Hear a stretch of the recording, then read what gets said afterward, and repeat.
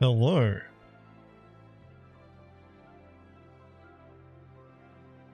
How we all doing? There may have been some technical difficulties with the stream. You may have noticed, I don't know, you may have noticed that there was a second stream announced that happened to look exactly like this one. I don't want to talk about it.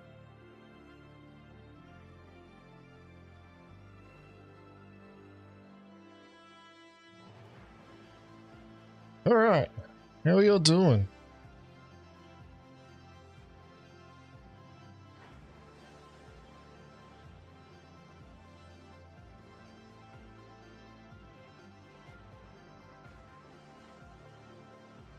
It looks like the chat is showing old messages when it should be showing new ones. Let me see if I can fix that.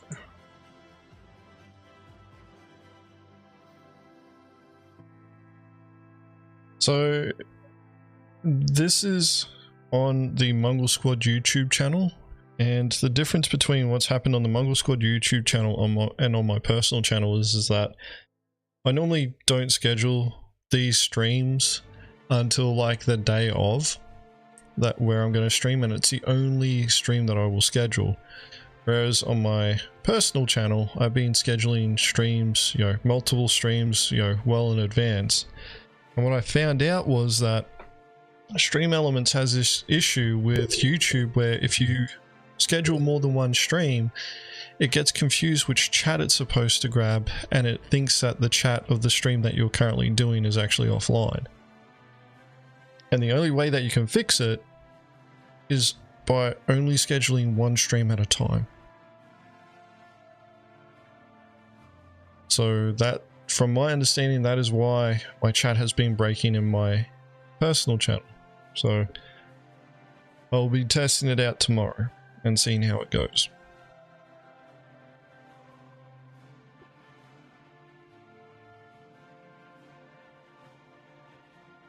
Yeah, how we all doing?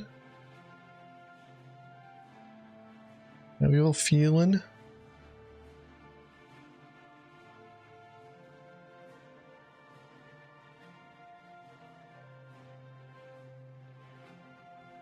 So complicated it sounds like a Star Citizen bug. Yeah, that's just it.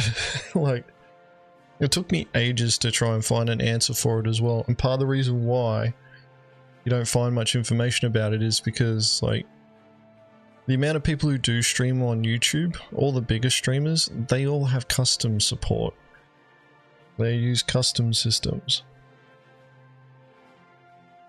So they're not using tools like Stream Elements and that, and the focus is mainly on Twitch.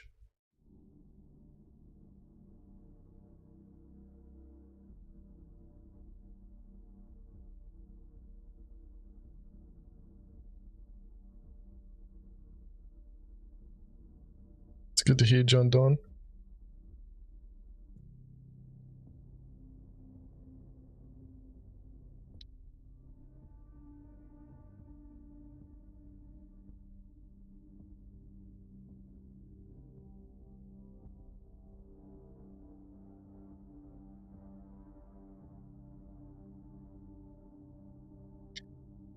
Alright. I don't really have much of an intro to talk about. Like, Piracy's been going well.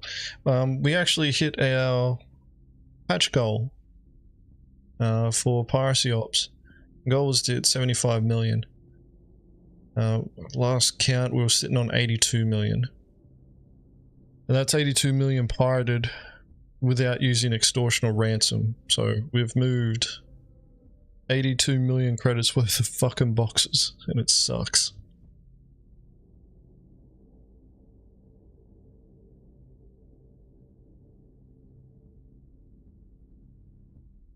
Yeah, like, we haven't really seen much of 320 on the horizon at the moment.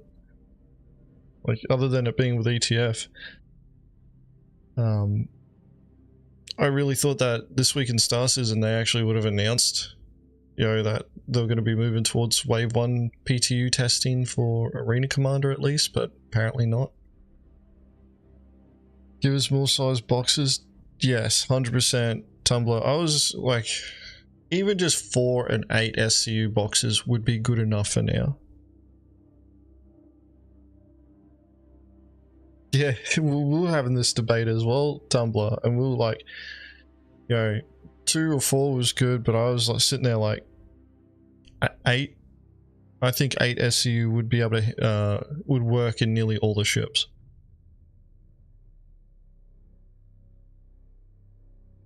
Avenger 1 would do that in 30 minutes. He doesn't move boxes. He's too busy taking cinematic shots and then punching into a calculator the numbers of one hit so that he can work out how many hits he could do in 5 days. Do space pirates take showers? Sometimes.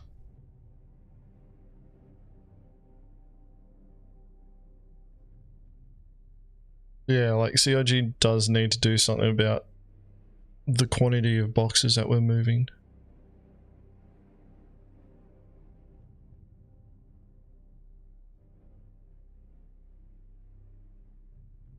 Because that realistically, that is the biggest part of what's it called? The biggest part of piracy now that slows us all down.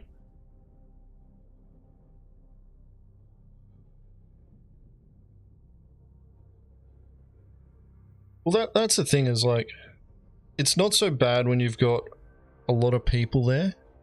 The problem is that you need a lot of people there to move the boxes. It's a recipe for carpal tunnel.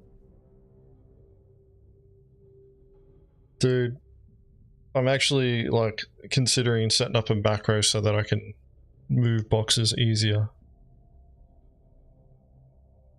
A macro just to scroll in, a macro to scroll out, and then pretty much a button to stop it.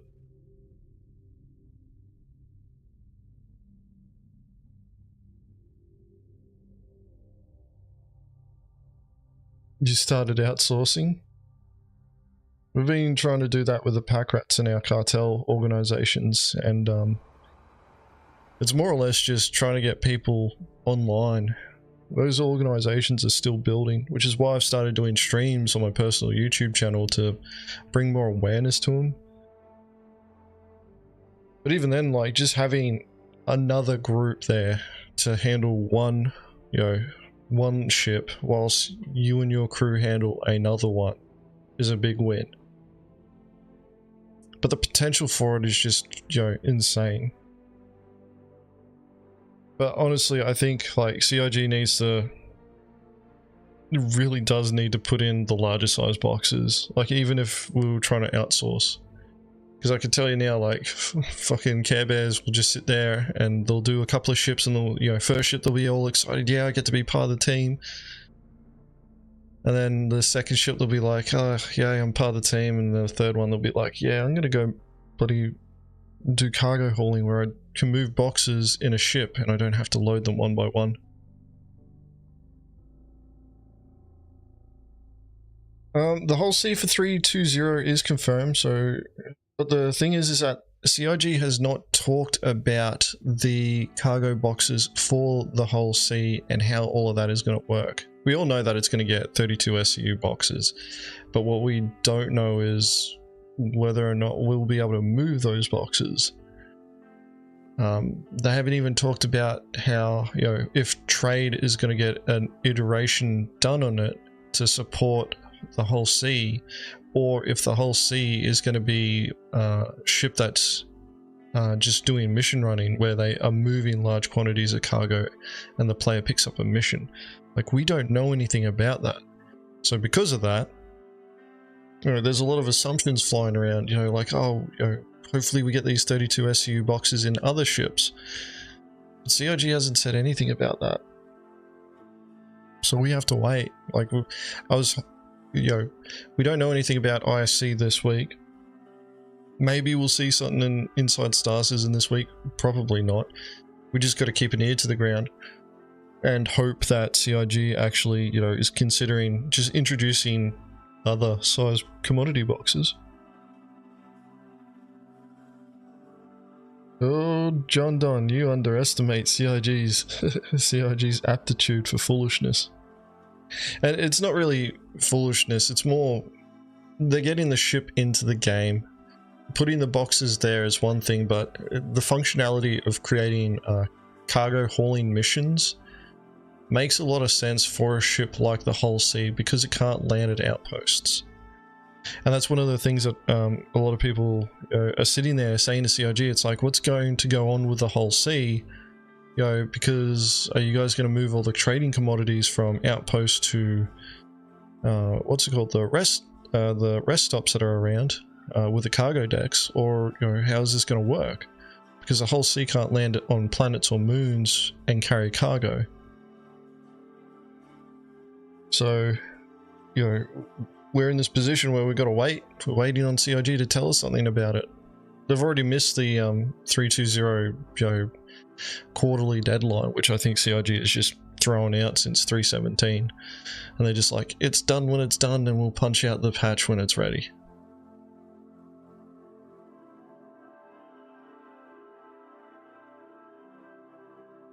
Well, that's one of the things, Tumblr, that those are 32 SU boxes not being applied to other ships makes a lot of sense, but the not being able to move them, you know, like they did do an ISC about tractor beams, and they showed, you know, like that they could make a tractor beam attachment that could, you know, throw an Aurora around.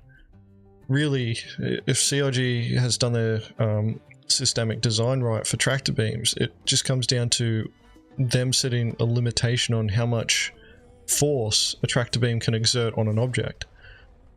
So, you know, it's not out of the realm of possibility that we could move the boxes, but at the same time, it's like, you know, what trade commodities will be able to support 32 SU boxes? Has CIG gone through all the iterations of, you know, the different cargo boxes that they want, or are 32 SU boxes going to be like just two standard types like you see with shipping containers, you know, where you got dry goods and liquid, and then you got the different sizes based on that.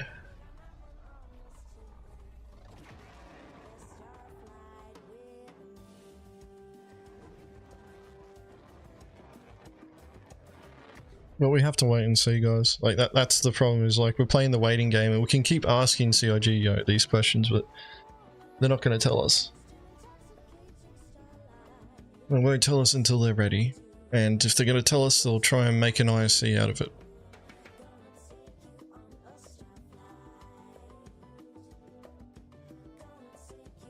Yeah, Tumblr, sometimes I've been tempted just to let a ship go, or disable a ship and just look at it and go, yeah, let's just say we move the boxes. Disable self-destruct and distortion disable? Yeah, man. 100%. But we just got to take what we get. Alright, everyone. I think we jawed off enough. Yeah, we're about 15 minutes in. So, the first bit of content that we're going to react to, I haven't watched this video. The title is a bit clickbaity for those who engage in piracy gameplay. That's the link to the video there if you want to watch it in your own time. But let's go to full screen, and we'll go music off and switch here. So this one is called Stasis and Piracy is Not Hard. Ooh, I wonder if the chat here is being fixed as well. It has not. It needs to be refreshed. There we go. Now we're on the correct stream.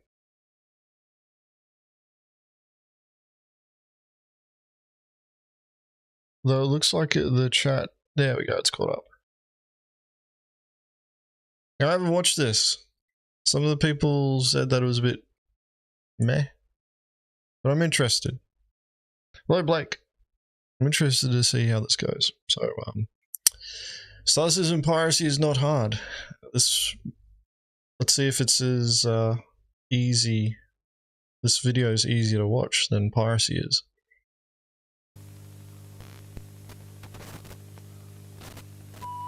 Piracy in Star Citizen is actually not that hard. I've been sitting at SML-18 at Microtech for about 30 minutes, and I finally see somebody land and successfully take off. Yes, you heard me right, 30 minutes of waiting for somebody to maybe show up is correct, and it's honestly on the shorter end of wait times for camping these mining routes. You may ask, why waste time doing this when you could be making some sweet ABC doing something else? And all I have to say to that is, it's not about the money, Batman, it's about the fun units, and the fun units I get for doing something like this far outweigh the imaginary fake space money I get from boring shit like salvage or... What is that firing pattern? They've got like distortions crossing over with... Why? mining. After we skill... So they just flew in, blew up a freelancer Max that pretty much flew like an NPC. Like, that's what happened. This freelancer Max may as well have been a fucking NPC. Skillfully spam missiles in our Cutlass Blue, we go ahead and inspect the cargo to make sure it's not something useless like agricultural supplies, which has happened to me before, god damn it. We have to land a Tressler though and come back in something that can actually take said cargo, as the Cutlass Blue does not really have any space. So what else can we bring? Oh yeah. What the fuck? What are you talking about? Your ship is full of space. You've got a dedicated cargo section in the back right there with the fucking cursors hovering over. And even you could stack like bloody 20 boxes in this room with all these stupid fucking bounty pods alone. And then you can stack probably another 15 in the front. The record in Mongrel Squad for stacking boxes in a Cutlass Blue is 50. Still yet to be beaten. But on average, like, you can throw 30 to 40 SCU of boxes inside a Cutlass Blue and be able to walk from the ramp all the way to the cockpit without hitting a box.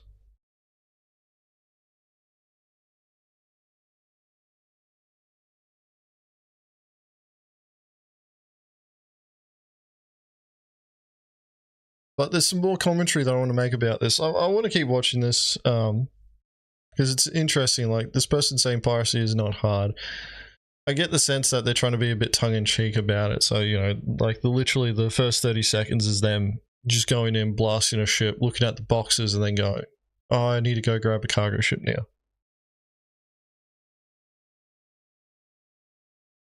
Piracy's not hard if you don't know what the fuck you're doing. Oh, man. I'm gonna keep watching, but I want to circle back to that comment there, Tumblr. Yes, the Cutlass Black. I only fly Drakes, get used to it. The issue with heading back to Tressler to swap ships is I'm directionally challenged, and I realize I have no idea where anything is, and it all looks the same, it's all snow. Even with my high-tech space scanners, I feel like I may have lost the sweet loot that I was trying to steal. That is until I see a lucky piece of caterpillar fall out of the sky and ascertain, hey, I'm probably close. I don't know where that came from, but I do think that's a piece of caterpillar. And I did see a caterpillar nearby, so... I think that's it. Yeah, that's it. Oh my god, I was so worried I was gonna find this. Oh, thank fucking god I saw that engine. I was gonna miss this. Oh, yes.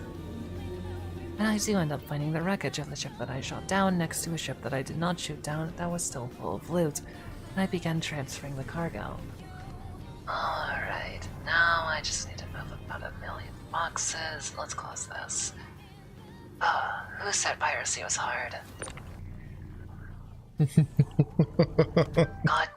damn it. No, at least that didn't kill me. If this seems tedious, that's because it is. Who said piracy wasn't real, hard, and honest work? I think we'll do this last one and we should... After slamming a couple boxes into myself and miraculously not dying, I figure it's probably time to go as I'm tempting fate. Hold up. What's going on with this box stacking? Tempting fate, you don't even have a comrade bloody up. I managed to secure all of the Freelancer, the Freelancer's corpse, and most of the Caterpillar. I'm not going to spelunk the crashed ship for a couple more boxes because I do not want to get stuck and die and have to come back. Since we have the corpse of the Freelancer pilot, we promptly go ahead and take a look at what stuff he left for us. Because I love free loot. Honestly, I was surprised that he even had a kit because most people are just out here wearing their space diaper that they get for free whenever they die. EVL 017. Alright. So this was a very nice find as well. Sure, it's not that crazy, but it is nice to have a kit. Since he actually gave me some loot, I go ahead and give him a very respectful burial in the stars, where his corpse will forever drift into space and he will never be remembered. Until we see him again from the pilot seat window. That's pretty grim. I feel kind of bad now, but hey, I'm not gonna go fix my mistake. I'm just gonna go to New Babbage. We quantum and land at New Babbage because it's the closest option we get, and we don't have to ride an annoying train. We do a little bit of posing, and we run into a new player, which I promptly dance with. And now we are off to sell our sweet, sweet, delicious cargo that we very fairly stole from an unsuspecting space trucker. Wait, why can't I sell this? I don't... Oh my fucking god, it's stolen. I can't fucking sell this here, god damn. After some technical difficulties, we are now at Grimhex, which is one of my favorite locations in the game because I end up here a lot and it's very atmospheric. It's the hub for outlaws, like me. It's filthy, it's cutthroat, it's scary, there's graffiti everywhere, and I really like it. This place reminds me of home because I live in Florida. Once we head to the admin terminal, we actually sold the gold for a whopping not that much, but hey, the fun units we got far exceed the space money. I have a celebratory dance with another outlaw and realize this piracy thing isn't so hard after all. Sure.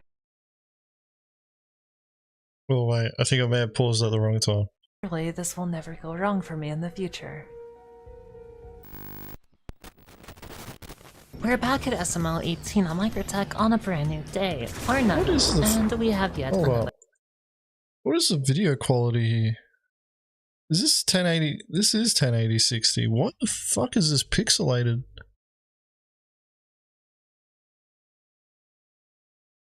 Alright. Just, I don't know if Luna will actually get around to seeing this, but you need to up the bitrate when you render the video to deal with this pixelation. Unless you're recording at a reduced bitrate, in which case you need to update the bitrate that you're recording at as well. Because whenever you render out a video after you've cut it together, the bitrate normally drops on default settings. So you obviously rendered at 1080p 60. It's always better to go for a custom setting if you're doing that, especially for YouTube videos, because YouTube puts additional compression on the videos. So always go for a larger bitrate. It does result in larger video files, but you end up with video quality where you can actually read the chat, read the names. It doesn't look like the video was made in 2012.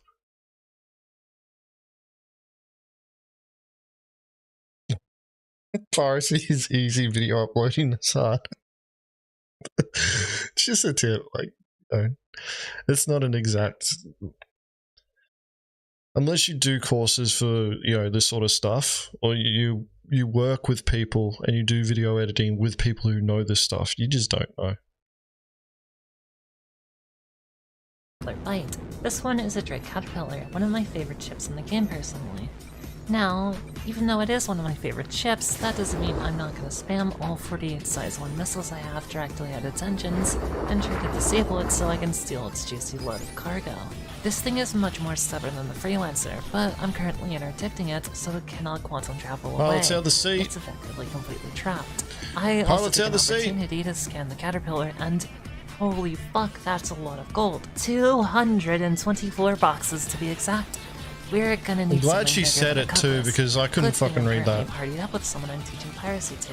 I figured I was fit to teach since I've done it once without a hitch. I tell him to bring something big, and he brings a rental Caterpillar because it's currently free fly. This makes me realize that the guy I'm shooting at is probably a free fly player who was just trying out the cargo hauling game route. And I don't feel bad because I'm evil. After what feels like an hour, we finally have the Caterpillar on the ground. One small issue though, it's currently soft death and the pilot is probably alive inside and it's not uneven terrain, so the elevator won't work and the doors won't open far enough to jump inside, so we cannot board it. No worries though, I'll just touch ramps with my Cutlass Blue and my student can hop directly in. In fact, he won't even have to hop since I'm getting it so close. This is when I see in chat that he jumped out already, way too soon, and managed to break his legs and die. No worries though, a quick stab of a magical red pen and he's back on his feet. Why do I hate my audience? I hearted the catapult. Why do I hate my audience for showing this? If I have to go through this pain, at least I have company. That's the way I see it. Oh god. It's an interesting perspective on piracy so far, and I think they are trying to make it, you know, a bit more comedic in the same vein as what Voidy does with his videos. Yeah. I don't know if they actually believe a lot of what they're saying. They're more or less just putting it in there, probably to try and trigger and, you know, get onto reaction shows like this one. Although, you know, it would help to have better video quality.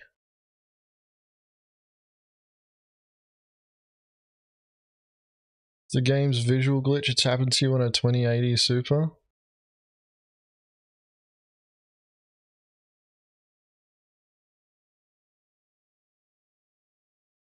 She said, yeah, the caterpillar was soft death, but because of the uneven terrain, they couldn't use the elevator.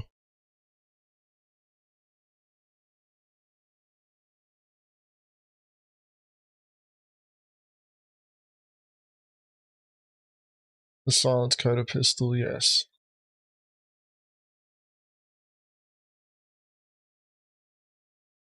See, what we're watching here is, you know, solo player bloody piracy of a tourist.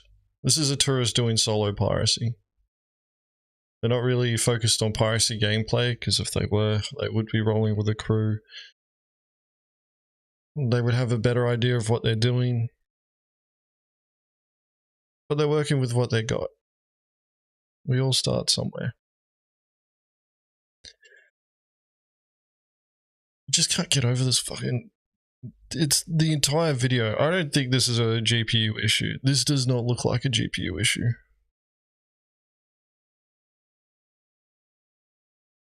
This looks like a rendering issue, because it's not only the text, but it's everything else as well. And I've seen this with video rendering. Anyway.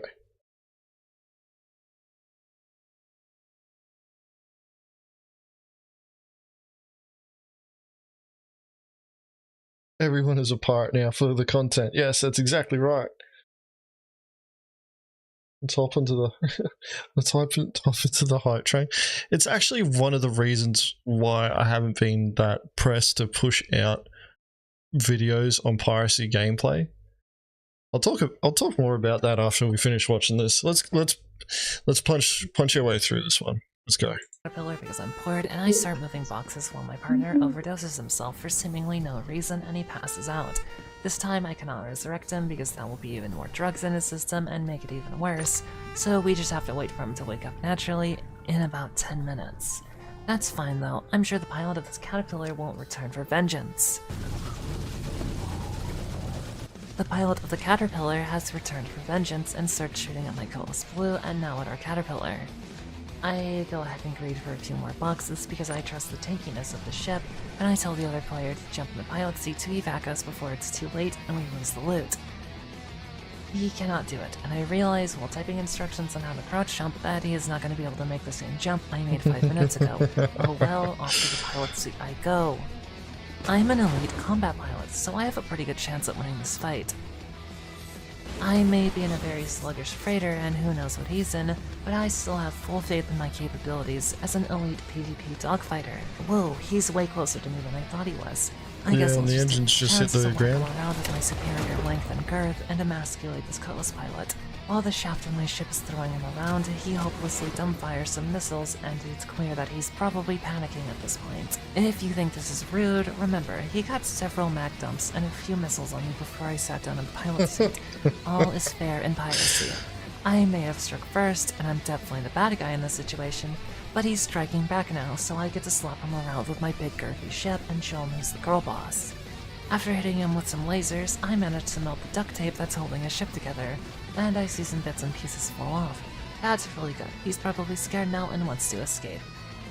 Unfortunately, I am a bloodthirsty fiend who wants him to die, and he's definitely not escaping with his front thrusters currently on the ground because he can't go any faster than a crawl without spinning out of control. Oh my fucking god, I wish this didn't have gimbals. I mean, yeah, it's easier to hit him with gimbals, but I feel like gimbals don't do anything. I'd prefer just to have bigger guns, and if these shots actually matter.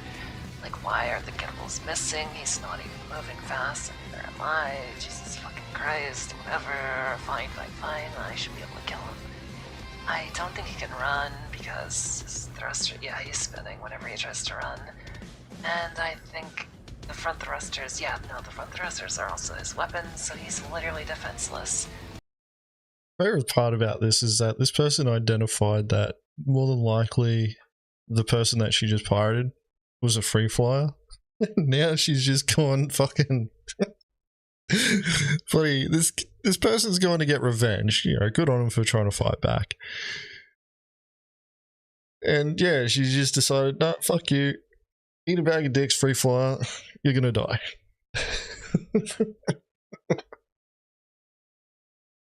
You're gonna get a stroke watching this. It's alright. Well, we've only got just under 2 minutes. It's okay, guys.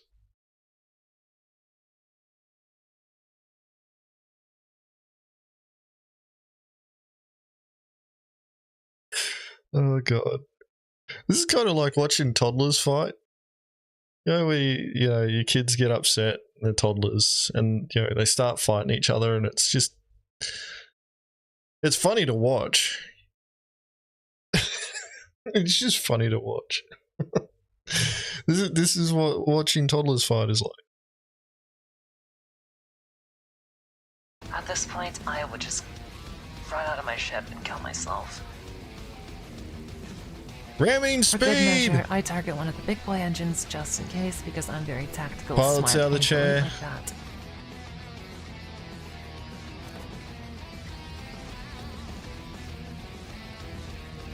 Yeah, it looks like he got out of the seat. We're just gonna go ahead. How did I find this? It was suggested. He's done. Oh, I just realized this video is actually quite quiet. Eventually, I kill him, and I feel like the superior Drake pilot, because I am. I go ahead and land the Caterpillar and make sure the elevator can be safely walked into without needing to jump. And that's when my buddy on the ground says he didn't bring a multi-tool. Whatever, I'll just let him have mine, and I can sit back and relax in the pilot's seat. I've definitely earned it. Maybe I'll brew a cup of coffee and I'll have a great old time, waiting while other people do the heavy lifting. Not with those stats that you got going there. How long it takes. Unfortunately, it looks like my multi-tool just glitched into the floor of the ship. It's okay, that should be fine. We can just get another one in. Oh. There's a multi-tool. You see it? It was on the ground outside. It may have been hard to tell from all the pixelation, but you can see it. Oh god.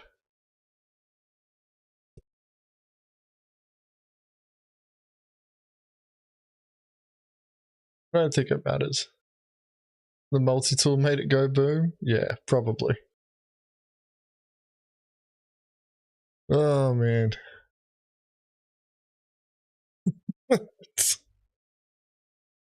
So, one of the points that I wanted to bring up was, you know, we haven't put out any hits of piracy ops that we've done, so targets that we've been hitting, even though we are up to 82 million on our tally. And part of the reason why is because the content creation goals for Mongrel Squad was to promote Mongrel Squad and promote piracy gameplay in Star Citizen. We've been doing it for so long now. Piracy gameplay, you know, was already a thing. It's just now it's come into the mainstream with the introduction of soft death and physicalized cargo. So now what we're looking at is, you know, everybody jumping on the bandwagon. So I'm kind of sitting there and I'm watching all this piracy content. I'm like, none of this is really that interesting. And on our hits, the majority of our hits, they're quite boring. We might as well be pirating NPCs a lot of the time. Like that's the way that I see it. Is like we're pretty much pirating NPCs, and you know, if they alt F4, if the player alt F4s, it's like the NPC crashed.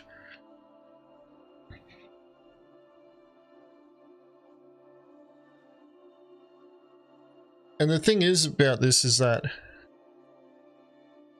the whole, you know, like piracy gameplay, you know, part of the reason why we were promoting piracy gameplay was, you know, the uniqueness of the encounters. And since 3.18, a lot of the hits are just starting to blend into each other in terms of the way that they go. It's like we show up, we wait for the target to, you know, leave, they leave, we QED, we disable them or brick them. You know, we then board their ship. 9 times out of 10, they're not even on the ship anymore. And then after that, you know, we'll move the cargo. And moving the cargo is the longest part. You know, I have more footage of us moving cargo than I do of us actually pirating people, which is ridiculous.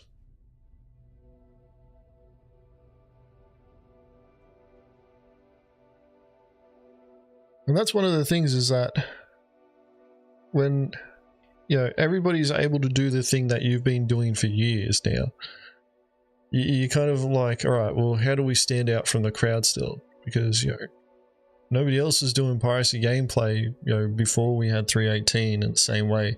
Well, no, there were people doing it, but you know, it was a very small quantity of people. Pretty much the crazy ones were the glutton for punishment. Now that it's more mainstream, you've got, you know, every man and his fucking dog trying to do it. You know, and a lot of them are claiming that they're experts. You know, like this person is obviously trying to make it a bit more of a joke that piracy, you know, is not that hard. With the way that they're approaching it, they're probably aware that, you know, they're not like Mongrel Squad, Space Cutlet, bloody Ramming Department, Moist Noodle, Chaos Squad. Fuck, there's other piracy orgs that are out there that are, you know, have been doing it before physicalized cargo became a thing. They're probably self-aware about that. So this is kind of like watching new people, and that's a curiosity for me. It's like watching new people interact with a new, you know, a new set of gameplay mechanics that they've never, you know, interacted with before. And, you know, the skill ceiling for piracy has been lowered, and the skill floor has been raised to the point where they're pretty much on the same level. Realistically, it's not that hard to do piracy gameplay now, because the environment that we have or the environment where we find the majority of our targets makes it easy for us. Microtech has a 11-kilometer quantum travel ceiling. Even though the outposts have an armistice zone, and the armistice zone has a green zone that extends out that prevents you from using your QED within it, if you go to dampen someone, they can, you know, you can wait for them to leave the armistice zone and get out of that green zone, and, you know, wait for them a lot further. Even though the atmosphere is a little bit thicker on Microtech, it's not that difficult to manage when it comes to speeding in to dampen someone. Whereas previously, the outposts where you could get, you know, profitable trade commodities, the quantum travel ceiling was 2 kilometers above the ground. And the QED dampener green zone is 4.5 kilometers from the center of the outpost. So you've got a 500-meter gap there that you have to learn to deal with and compensate for. Average players wouldn't bloody know how to, you know, deal with that sort of thing. The majority of the Star Citizen community aren't even aware of QED green zones.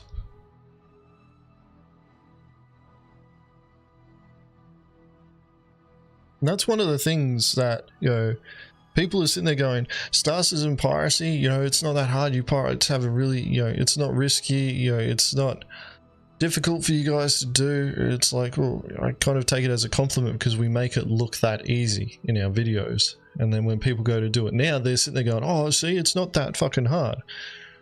Mate, right now it's not, because it's been, you know, piracy's been made enough, you know, made easy enough for people to engage in now that, you know, the masses can now consume it.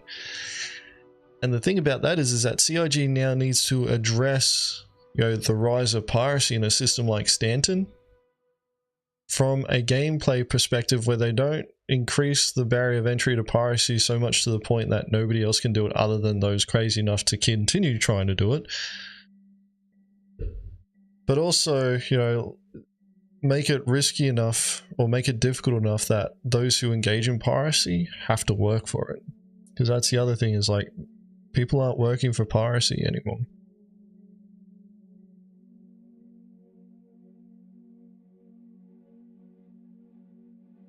Do you think CIG made this to make it easy for beginner pirates? And will they nerf beryl/gold and make moon trading great again? I don't think they'll nerf beryl and gold. Moon trading, it's about systemic design, what CIG's done. So they've introduced systems. So piracy is the result of the collection of systems that are designed to do other things, and what players do is that they repurpose those same systems to achieve piracy, because really piracy is just the stealing of cargo from other ships. So long as we're able to, you know, find a ship, stop it, take the cargo off of it and put it on our own and then sell it, you'll always be able to do piracy. And CIG's introduced all the systems, you know, like selling cargo, selling legal cargo and illegal cargo is the same system. It's just the box is flagged as either yours or not. But obviously finding ships really just comes down to going to a location and hoping somebody's there. That's not really that complicated. Moving ships, the introduction of tractor beams allows us to move boxes between ships.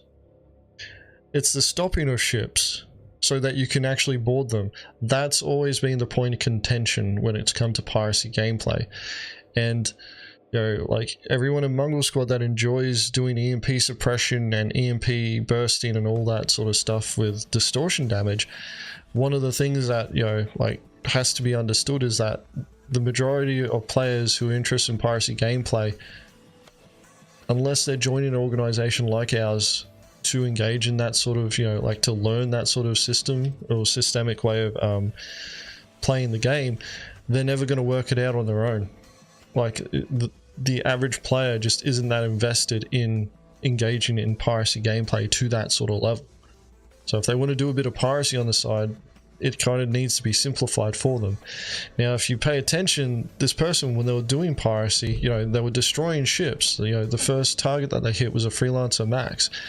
Missiled it to death, blew it up, hard death, came back, you know, in a ship to pick up boxes and load them onto their ship.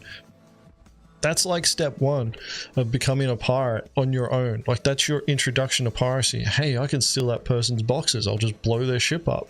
This is the first step in the journey that we're now seeing. You know, like, people aren't going to come from, you know, other games all the time that have experience doing piracy and already have an idea of how, you know, like what you're trying to achieve with piracy, and then they're learning the mechanics and statuses and to be able to shape them in a way that you can actually achieve piracy. This is first somebody who's like, I've never done piracy before, I'm going to try it here, and, you know, they're going through the steps of learning.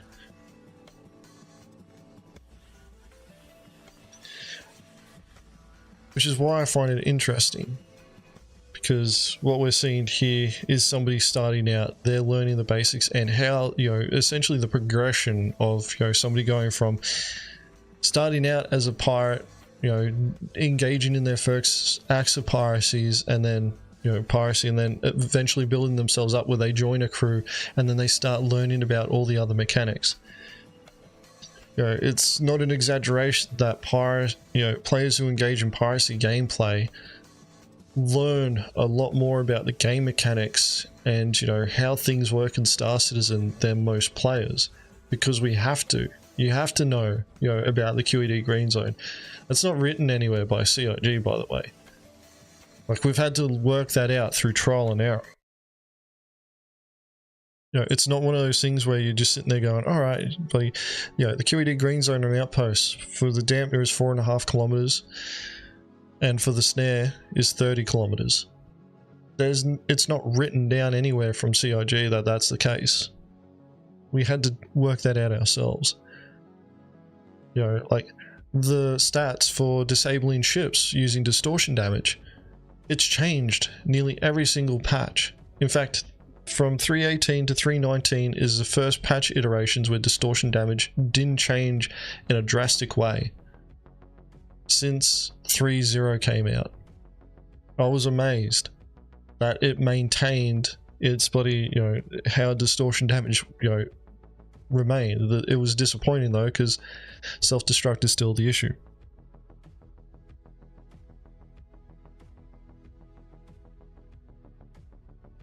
But, you know, like, when it comes to watching people do piracy, you know, like right now, it is easy mode. Piracy is easy mode, especially when you're doing it on microtech. Which is why when I'm doing my streams on my personal channel and I'm moving cargo, because I'm streaming moving cargo, you know, a pirate doing cargo running. When I'm doing that, I'm not trading on microtech. One, because I know all the fucking pirates are there, because that's where I go to hunt. But two, I'm doing it in an environment where I know it's going to be difficult for another piracy crew to hit me. It's not impossible, but it's going to be fucking hard for them. They're going to have to work for it. And I will make them work for it every step of the way.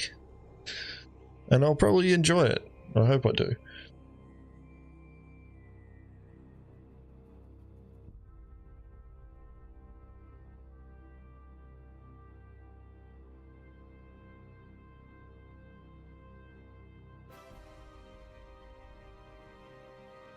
But yeah, that's the current state of piracy at the moment. It's easy mode, so everybody's getting involved. They all think that they're becoming piracy, you know, experts. They're not. They're still in bloody. They're still making those baby steps at the moment. Like for us, you know, for our training in Mongrel Squad, you know, we ramp it up so that we can simulate, you know, more difficult hits. You know, so that we can actually challenge ourselves for instances where we come up against an opponent where, you know, they're a lot more prepared and they're a bit smarter. You know, what was it? I think I talked about it last week, but 2 weeks ago now, we encountered a caterpillar that had a turret gunner on. Which, if you're dealing, you know, if you're trying to pirate a caterpillar in heavy atmosphere and you're flying like cutlasses and mantises, which that's all we were using at the time, if you're not paying attention to what you're doing and you're flying like a fucking, you know, you're derping your way through the thick atmosphere of microtech, that turret's going to clap you. They're going to kill you. And this person, you know, they prepared, they tried. You know, we commended them for it. They tried fighting back as well. That one of them wasn't decked out in FPS kit, which is why they probably would have lost the fight. But the other one was, they were in heavy armor and kitted out and ready to go. Unfortunately, they lost the fight because we trained for this shit. And that's something that, you know, I don't think a lot of the community understands, is that a lot of pirate players will do some form of training and they will simulate doing piracy hits, or they will just do hit after hit after hit until they start getting it right.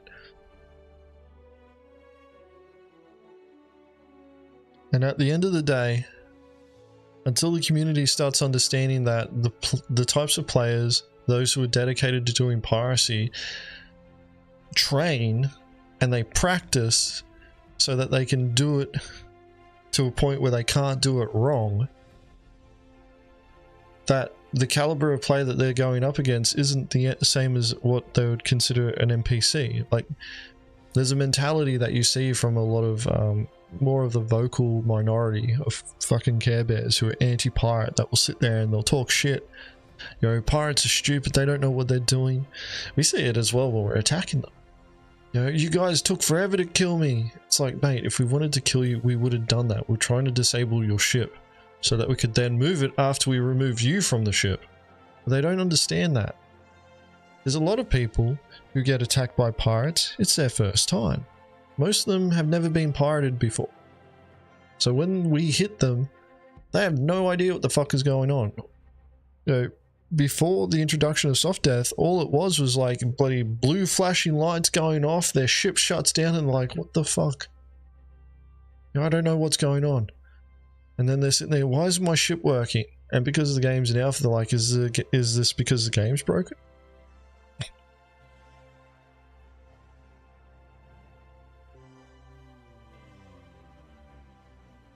And that's the thing, is that, you know, when it comes to, you know, if players are really expecting to be able to defeat pirates, the majority of the time, they're not going to have to do training. A lot of pirates, when they're starting out, like, you know, we've got a lot of tourists, I call them tourists, who are engaging in piracy at the moment. They're doing it because they can. They're going to be able to smash them.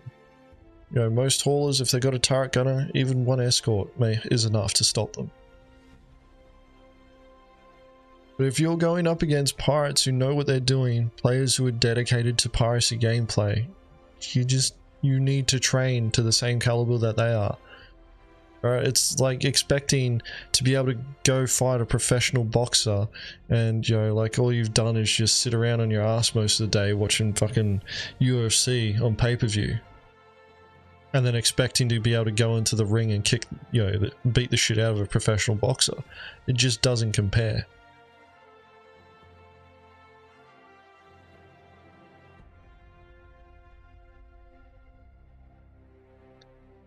What's my personal channel called? Let me see. Let me see if it'll let me do the link. No, it won't let me do the link. I'll grab a link to it for you guys.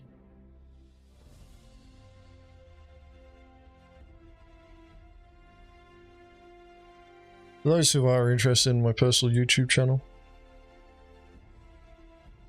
that's it there. Stream Sunday, Monday, now Wednesday's going to be added to, and Friday. And on different days is different things. You can head there. I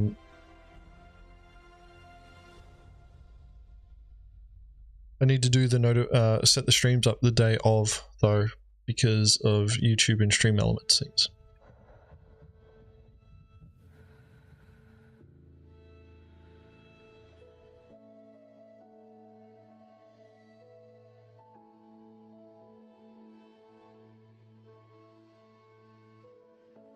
But yeah, like,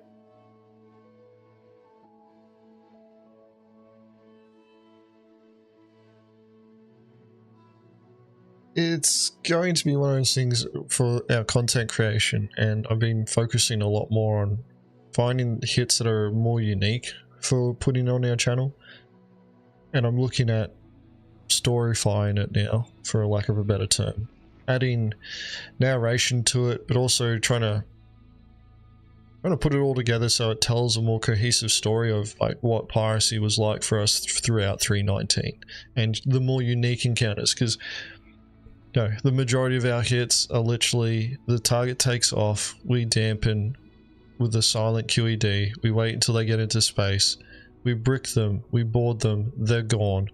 They just alt F4 out straight away so they can save their kit. We then transfer the boxes onto ships and then sell. That is the majority of our piracy hits, which is boring as batshit. I could turn it into a YouTube short and just run that and change the title, you know, 100 times without changing the video, and that's exactly the majority of our piracy hits.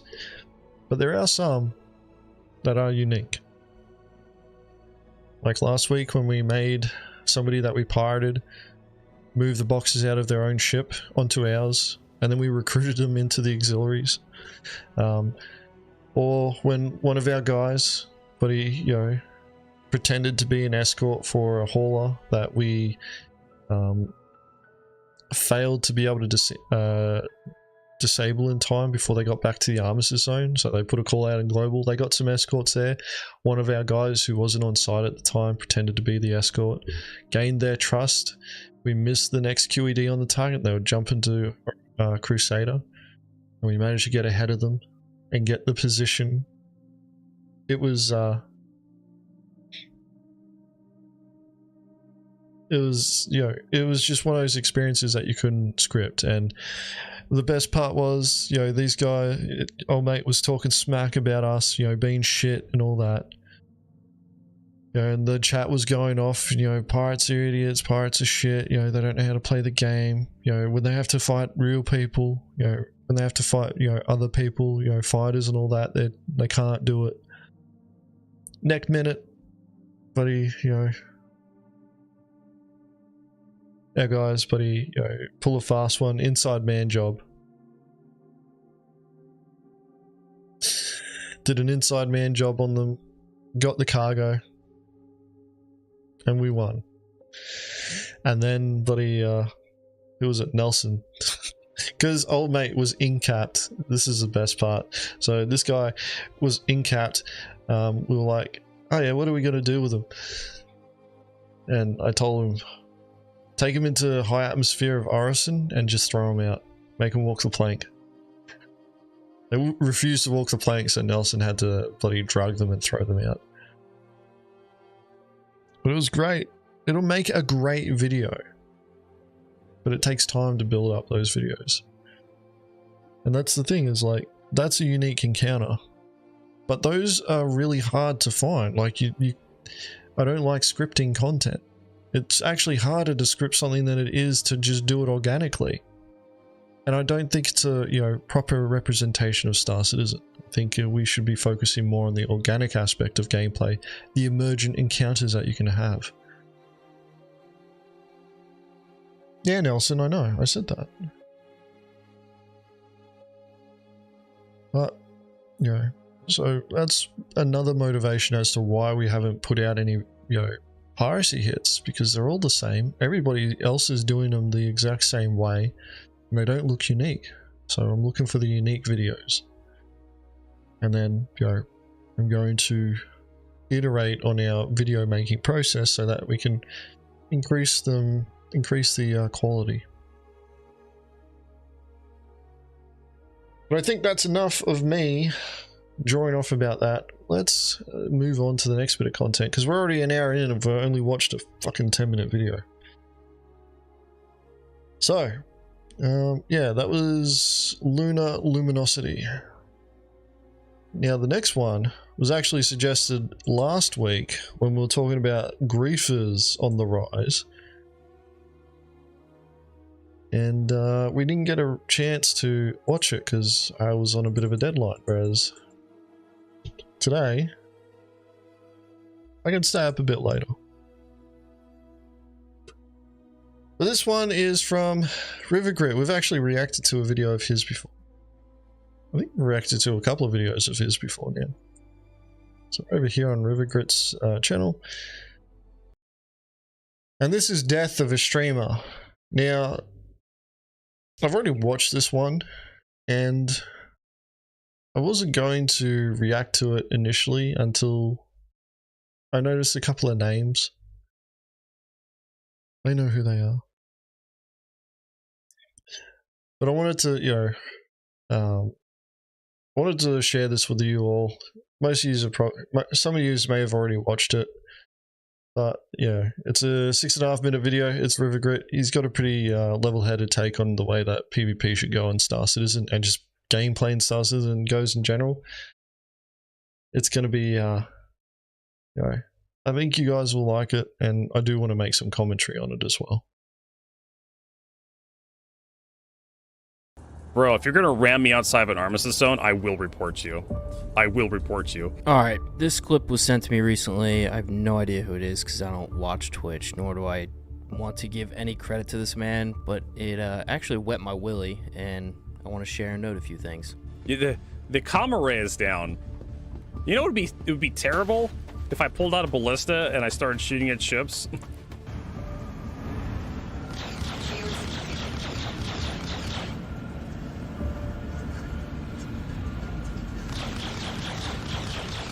Oh no.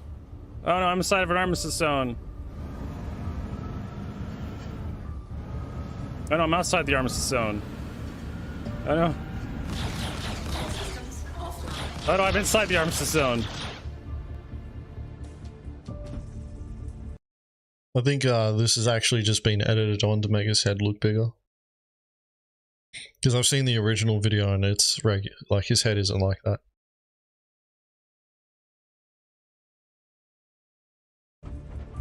Check fire.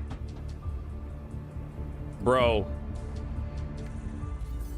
if you're gonna ram me outside of an armistice zone, I will report you. I will report you. Do it, dumb fuck. I like how this guy's talking as though whoever's attacking him can actually hear him. Well, that's one of the things out of this is like this guy is talking like this person is sitting in the stream watching him and trying to goad them on, which to me is like,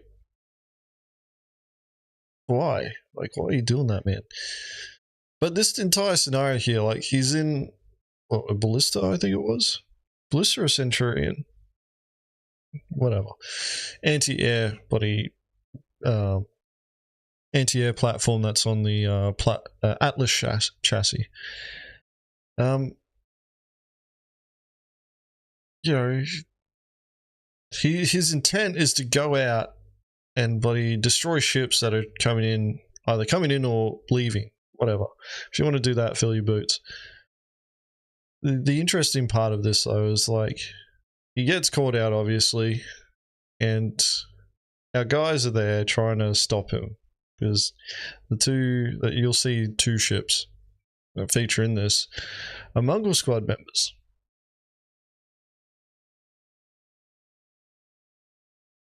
McMorgan, I don't think he actually gets that far, man.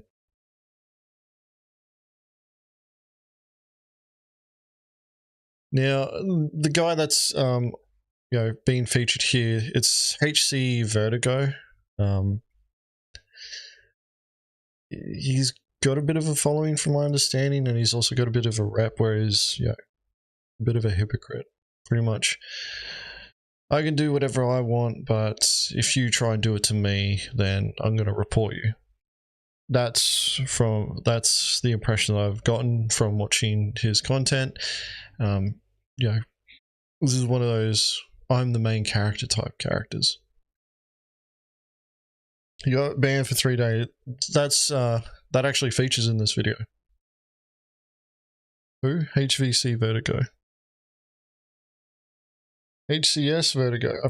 I don't know his name properly then. But yeah, like, we'll continue watching. You'll see what happens. Fuckers, kill me. I'm guaranteed gonna report you now because you just knocked me outside the armistice zone. Like, all right. That's a report to CIG. Now, for whatever reason, this guy did not hop in a turret gun like right before he left Armos beyond me. These guys were pretty smart using distortions though, so the turret might have already been disabled before he could hop on the gun. I don't know. Just kind of doesn't seem like smart gameplay to me. This is what blows my mind. You're calling to report someone for ramming you outside an armistice zone. Do you know how stupid you sound? If you're gonna ram me outside of an armistice zone, I will report you. You're streaming to an audience. Responsibly, you should know that that is not bannable. Even if they rammed you inside an armistice zone, the only way the action would be taken against you if it was on a Platinum Bay pad, which is a spawnable pad. There's nothing bannable here in this clip. Even if he gets bumped out of armistice, that's still not bannable. Like, first off, you get all excited at a PvP and bring a ballista outside of a mining station. The comm array is down. You know, it would be terrible if I pulled out a ballista and I started shooting at ships. And then you get clobbered by some kids and you call for someone to get banned. Again, you're streaming to an audience, so you're a young Mark Wahlberg. You might like that.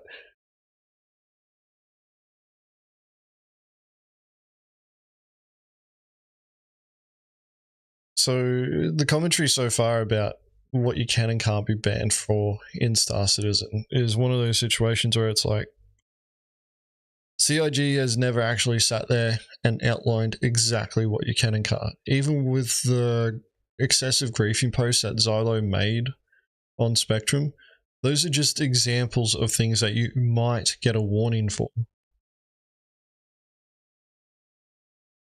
Any ram inside an armistice zone is bannable? That's not true. There is a point that I want to bring up here. And I know people say, oh, but customer service said this. You guys have already seen the videos that I made when I did the investigation into Captain Dirty's warning for excessive griefing. He got confirmation from CIG that he was allowed to do, medbed suppression. And then 2 years later, he gets a warning for it. Doing the exact same thing. So, when somebody sits there and says, but customer service said this, I always take it with a grain of salt. What it comes down to is what CIG adjudicates at the time. Because sometimes they will actually rule in favor of the person that did the pad ramming.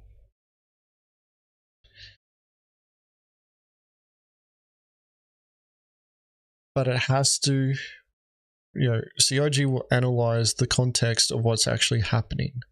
And a lot of the times they will hand out warnings and they will hand out suspensions. And that's the problem with the current system, is that we have no idea where the line is. We're just told, yeah, it's roughly over there.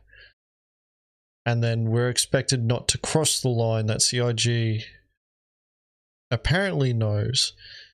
But from what I've been able to gather is that it depends on a bunch of parameters that they're not willing to share with anyone. People talk about pad ramming being in the terms of service and that you can get banned for it. It's not mentioned in the terms of service at all. Most people don't know that. Which is funny. Because I went looking for it when I saw that. And that was part of the investigation that I did when I was looking into Captain Dirty's issue.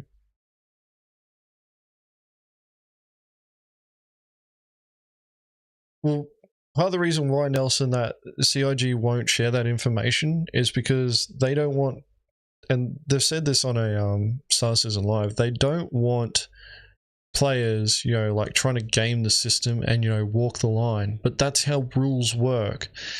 Rules are supposed to be black and white. They're supposed to be you can or you can't. And if you can do it, then, these are the limitations on what you can do. That's how they work. At the end of the day, it really just comes down to if CIG believes that what you were doing was not in the spirit of the game. So with old mate fucking, exploiting, Vertigo was exploiting the armistice zone.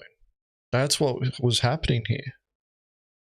He was exploiting the armistice zone in a way that, trying to tempt somebody to attack him and then pull him back in. And then he got bumped out. Because you can do that. Because the game, Star Citizen is designed with a bunch of systems, pretty much mashed together. I talk about it frequently, systemic design. The mechanics are all components that are put together. It's the way that simulations work. You put a bunch of systems together and then you let the system run itself, and that's how a simulation is supposed to work, right? And what you get is what you get. Well, ships can move other vehicles around by bumping them. Okay, that's systemic design right there. The armistice zone is also a system. Now, you've got the guy in the ballista exploiting the armistice zone, even though they're using it, the armistice zone is functioning exactly the way that it's supposed to. It's not CIG's intention that you can go from a safe zone to a, not so safe zone or a danger zone and just be able to move between the two and not suffer any sort of consequences and taunt people. Like, that's not the way it's supposed to work. So what happens is that, for the CIG will look at that and they'll be like, yeah, you're being a dick, mate. That ship pushing you out, we have to be able to prove that it was done on purpose. You know, was there an input? Maybe it was a lag. You know, you don't know. Maybe they were just hovering there, you know, waiting for you to move out. And then, you know, bloody client desync, they see your thing move out, so they move forward to try and block you from being able to reverse back in. But on your screen, you're still in the armistice zone, so they plow into you and push you out. You don't know. You can't see the other player's perspective. And that's the thing, is that, and this is why CIG has to be the one adjudicating on this sort of stuff. You know, so reporting players, it's one of those situations where it's like, if you truly believe that somebody, you know, is engaging in, you know, I would say hacking, because griefing is a very subjective term. Hacking gameplay, if you think someone's hacking, report it to CIG. Don't go making videos about it and saying, oh, these people are hacking, because you don't fucking know 100%. And if you have the evidence of them doing it and you'll be able to prove it, then you should be sending it to CIG instead of blasting it across the internet. You know, if you're dealing with somebody who is engaging in griefing type gameplay and you believe that they're engaging in griefing type gameplay, you should be reporting it to CIG, but you should only be reporting it to CIG if you're the one that's actually subject to it. If you're not subject to griefing, you should not be reporting something that you're not fucking being subjected to. And that's one of the points that Rivergrit's bringing up here, is that, you know, fucking Vertigo in front of his audience saying, yeah, I'm going to report these guys. It's like, fucking, you know, the whole main character syndrome, rules for thee but not for me. You know, buddy, you guys can't exploit, you know, system here, even though I'm exploiting a system here, because that's exactly what he was doing. He was exploiting the armistice zone. All I say is eat a bag of dicks. Eat a motherfucking bag of dicks. You know, whether or not, you know, Dastardly and that get a bloody warning from CIG is, you know, yet to be heard from. I don't think they have. Yeah, Tumblr. I don't know if I actually grabbed the snippet of the stream when you sent that through to me. But that's the thing, is like, you know, that mentality there is toxic, and the only people who can address that is CIG. Like, CIG has to be the one addressing that. Like, they have to, you know, like, you know, take a firm stance against those who are engaged in excessive griefing, abusing the game mechanics to achieve an unfair advantage over others. But they also need to make it clear to the player base, to the community, that if you're found abusing the system, the consequences are just as severe. It shouldn't be permitted. You know, like, the reporting system in its current iteration is already fucking dumb as it is. But at the same time, like, the consequences should just be as severe as those making false reports. Anyway, let's keep watching. Essentially encouraging them all to report people without good reason when they don't get their way. I mean, it's not right at all. In fact, it makes you look like a whiny little bitch when things don't go the way you want them to. If anything, being a streamer or a big name like automatically makes you a target. So if you can't take the heat, get out the kitchen. And this leads me to my third point. Check it out. Saying things like this on stream will only make you a target to PvP players and PvP groups. What you're doing is you're pronouncing to the world that you're liable to throw temper tantrums, and people feed off that. You're letting everybody know that they can extract salt from you. It gets even better because this... I don't like how Rivergrip pointed out PvP players and PvP groups, because that's not the truth. Not all PvP players and all PvP groups are going to do this. I think a distinction needs to be made there, that if, you know, you're essentially going to have people who are more than willing to troll, you know, and it doesn't matter if they're a PvP or a PvE player. They're, you know, players are just willing. Those who are willing to troll and they see that sort of behavior, that's what they're going to do.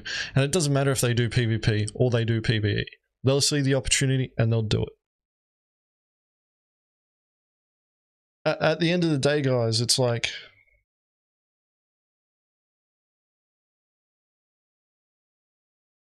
Yeah, exactly, Tumblr. Like, PvP players will say stream sniping too.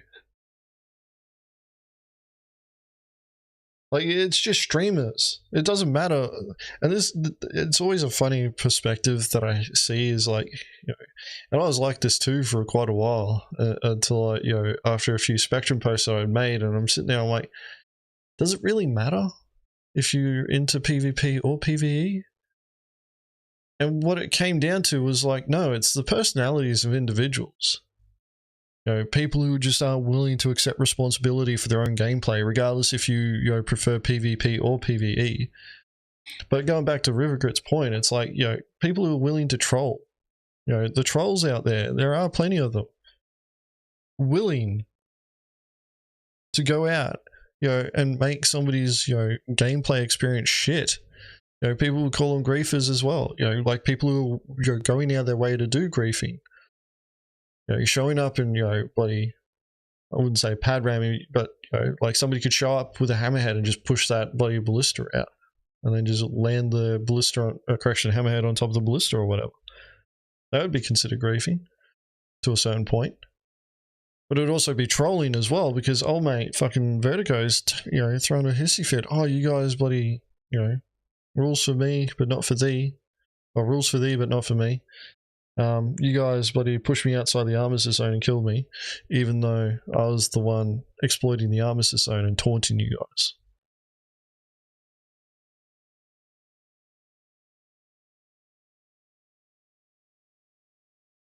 "100% Tumblr, PvP or PvE is not a defining characteristic."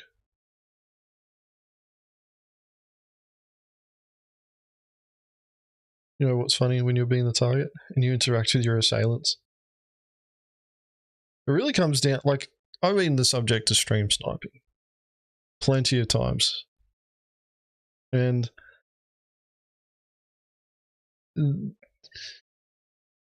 it can be a good thing and it can be a bad thing. And I've had it go both ways. So I've had it where, you know, like, you know, somebody tried stream sniping me and, you know, it was a PvP experience. We ended up kicking the shit out of them and it was great. You know, great for us at the time because we won the encounter. But then, you know, there's been instances of stream sniping where, you know, what I've experienced where they're not going out of their way to engaging in the gameplay, and they start, you know, like announcing, hey, there's pirates on your server, and then you'll check the server list and people are leaving. And then you'll hop servers again. I'm like, all right, let's try a different server. And they'll do the same thing again. Like, that sort of stream sniping is shit.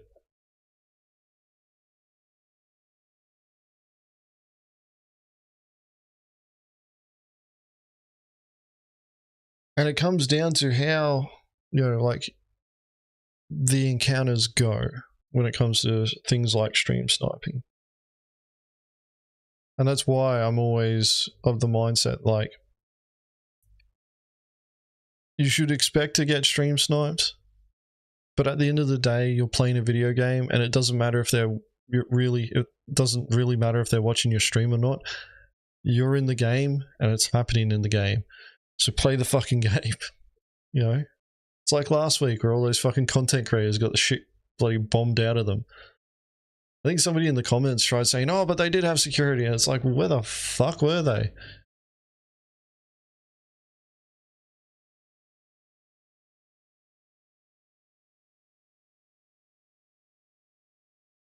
For me, Brewski, and the reason why, there's a couple of reasons why I take an issue with stream sniping. Like, yeah, if you're willing to broadcast your location, then you should take responsibility for the fact that it will happen to you. But I don't like it because of, it becomes a crutch. You know, it reduces your skill capabilities, essentially, when it comes to hunting for somebody. If you need to use a stream, you have an unfair advantage over somebody else. You know what they're doing, you know what they're trying to plan, you can see their point of view, you can work out where they are. It's one of those situations where it's like, you're doing it for content creation and also to engage with an audience, but also from the other perspective is that it's a tactical, you know, like, it's a tactical blunder really to be streaming your location and all of that. And you need to accept that level of responsibility there. But at the same time, you are playing a game, and they're playing a game.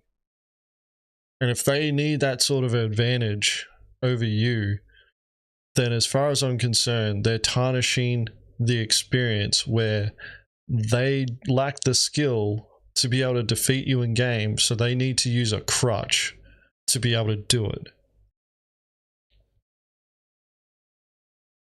And that's one of the things there, is that from my perspective, you know, doing streaming and being stream sniped, like I've fought people before, I've put delays on streams, I've, you know, like muted audio for those who I was in Discord with at the time to try and reduce the amount of information that those who were stream sniping were gaining. But the point that I'm getting to here is that you're fighting someone where you're effectively trusting the rest of the community to do right by you and engaging in the gameplay. Because stream sniping is not engaging in the gameplay.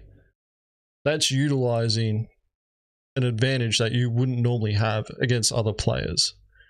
And the argument to sit there and go, oh, well, if you don't want to get stream sniped, don't stream, that's dumb. Like, it's a valid point, but it's also a dumb one, because at no stage should you ever have to change the way that you play games or create content because somebody else is too shit at playing the game that they have to rely on stream sniping to be able to beat you. Because that's all stream sniping is like it gives you an unfair advantage that allows you to be able to defeat somebody because you're aware of their plans and beat them. And that's why I don't like stream sniping. It cheapens the victory, or it cheapens the fight. I would always sit there. It could be classed as intel collection. It's shit intel collection. And I will never classify it as proper intel collection. Like that's one of the things is like, yeah, if it was a real war or whatever, and people were like, you know, you got the situation over in Ukraine, people are fucking bloody, you know, people have got drones everywhere now. Both sides have got drones everywhere. Bloody, you know, you pretty much got real-time footage of what's going on nearly everywhere all the time. In that sort of scenario where it's life or death, I can understand having that. To use it in a video game and then sit there and try and justify, oh, it's intel collection, you know, it's your fault for streaming, all of that sort of stuff. No, like, I would always rebut with, you're just shit at the game and you need that crutch. And any victory that you have against me is tarnished. You beat me because you could see everything that I was doing. Because I don't care at that point if you beat me. It's like they try and sit there and talk shit. It's like, dude, you're watching my stream. Of course you would beat me. You would be a shit player if you couldn't beat me and watch my stream.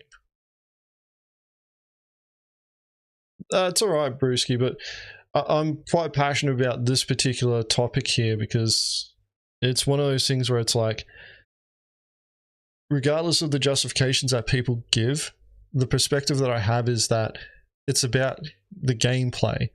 Like, yeah, I get it, but if you don't want to get stream sniped, don't stream. It's a logical, you know, conclusion to come to. But I'm always focused on the gameplay. So if you got to stream snipe me, or you stream snipe me and we end up in a fight, as far as I'm concerned, that is the only reason why you beat me. I don't care how good you were at flight combat or anything like that. You beat me because you were stream sniping. If you want to beat me in the game, do it right. Don't watch the stream. You shouldn't need to watch the stream if you got the fucking... You know, you can't sit there and say that, you know, you've beat me as far as I'm concerned if you're stream sniping me. Like, that's anyone. It's like, oh yeah, cool. Like, you should be able to. You know exactly what I'm doing. You know the conversations that I'm having. If you can't beat me after knowing all that information, then you're just terrible at the game and you should probably stop stream sniping because you're just making yourself look worse. Like, that's how it is.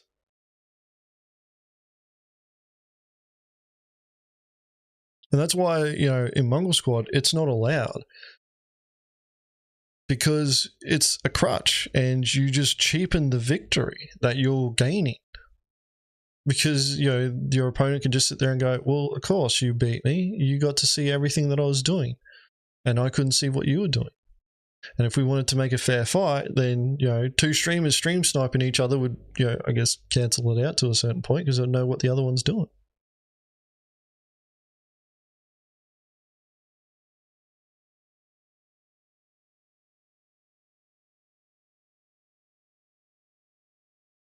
It's a minority of streamers that think they are victims, even if it's not stream. Oh, dude, it's like I've been in that situation as well, where it's like, did I just get stream sniped? Because sometimes you're like, oh yeah, I shouldn't get hit here, and then next thing you're getting attacked. It's like, what the fuck is going on? But at the end of the day, like, you know, stream sniping cheapens victories, which is why you shouldn't do it. If you got to do it, fucking, and you're relying on it to be able to beat people, you just shit at the game. 100%. Anyway, we've gone off on a tangent. Let's finish this video off. This guy made a comment on Twitch saying this. I killed another streamer by ramming into him inside of an armistice zone. Like, he wasn't on a pad, so he's just in the air and I had a bounty on him, so I rammed into him. Blew us both up, and I didn't fucking care. It's a bitch move. I don't like ramming. I want it to go away, so I do it just to make everybody hate it. This guy's a complete hypocrite. Well, this is the footage of the ramming. While Blasphemous was streaming, and he was streaming, he rammed him in an armistice zone on the Platinum Bay pad, and then got a 3-day suspension for it. See, two streamers streaming cancel out stream sniping, so, you know, they can't say it was stream sniping. But pad ramming is different. This makes you look terrible, dude. Like, it just makes you look bad. People feed off weakness, so my best advice would be to not showcase anger like this, or get good. Practice PvP. I mean, he clearly said he doesn't PvP. He's obviously scared of it. But I hate PvP too. Ship-based PvP is so bad in Star Citizen. Even better, hire PvP orgs, or at least friend some PvP orgs. Not just the mercenary orgs, I'm talking like the real PvP orgs that literally just play the game to fight people 24/7. That's it. And that way, when you get in a jam, you have some people to fight for you. I could go down a rabbit hole with this because I don't understand why orgs like Medrunner don't friend PvP groups. Like, I'm talking the top 7 PvP orgs out there. It doesn't make sense. I mean, all these groups want to do is just fight all the time, 24/7. Alright. I paused a couple of times there because I was waiting for him to finish the sentence. Here's the reality why that doesn't happen. Those orgs aren't getting attacked all the time. Like, that's the reality, is like, when these attacks happen, they happen so infrequently that the services of a dedicated PvP org just hovering around all the time just isn't needed.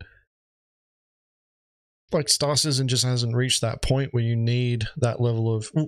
Actually, no, it has, with bloody cargo hauling at bloody Microtech.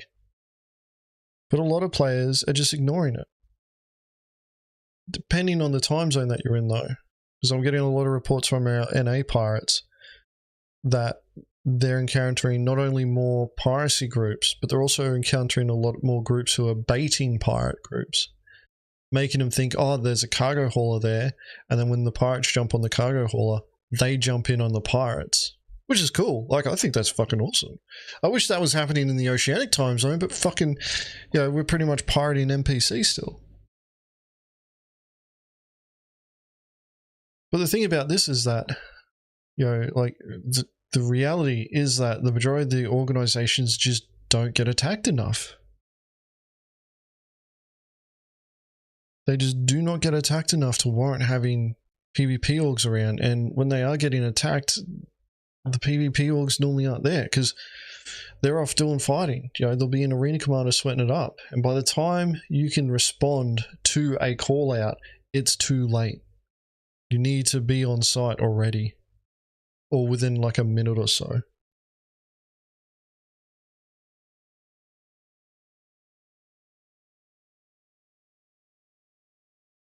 Jumped on a cat at Smo 18, had turret gunners 4 to 5 escorts turn up, was a good time. That sounds like anti-piracy training. Hope you guys kick the shit out of them.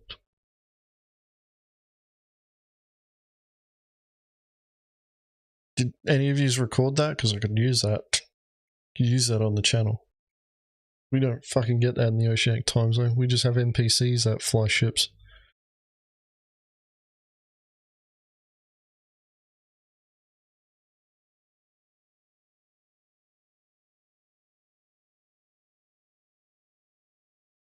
Appreciate that, Dastardly. Yeah, exactly, Sorrel. The Microtech's a high reward place, but they still haven't worked out that it's also high risk.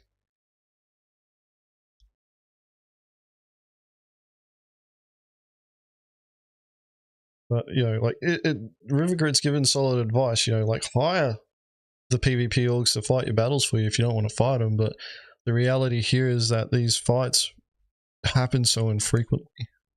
You know, Ghost Hollow is supposed to be a PvP event, but hardly anyone does it because, one, you know, it's for credits that people really don't fucking care about, and two, you know, you can just go to a different server with a low population and chances are you're the only one there.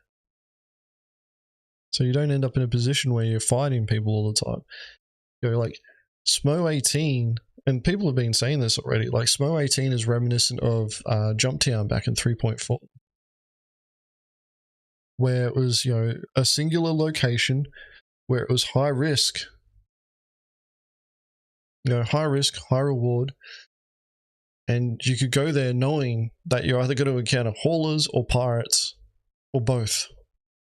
And you could get a fight.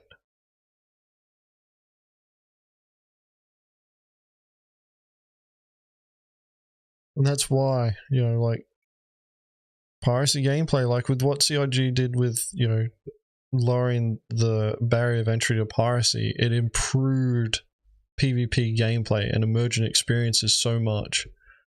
You know, adding a physicalized cargo, soft death, those mechanics there helped with generating more emergent gameplay. Nothing beats Jumptown. The best part of Jumptown is when it's a hug town and then you can just go in and murder everyone. Honestly, I think they put too much time and effort into it. They should have focused on creating the systems to replicate it anywhere, instead of going, oh, this one place, nostalgia, we'll invoke the nostalgia of PvP players.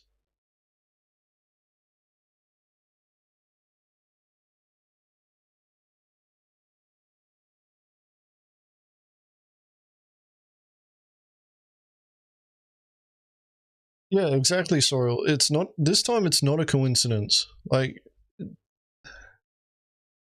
this is where, like, the CIG started listening to the community and going, maybe we should have locations where you can go. But, like, Microtech is the main place to go to. Daymar, you know, sometimes people go there, but if you want to find targets, just go to Microtech, hop a couple of servers, you will find someone.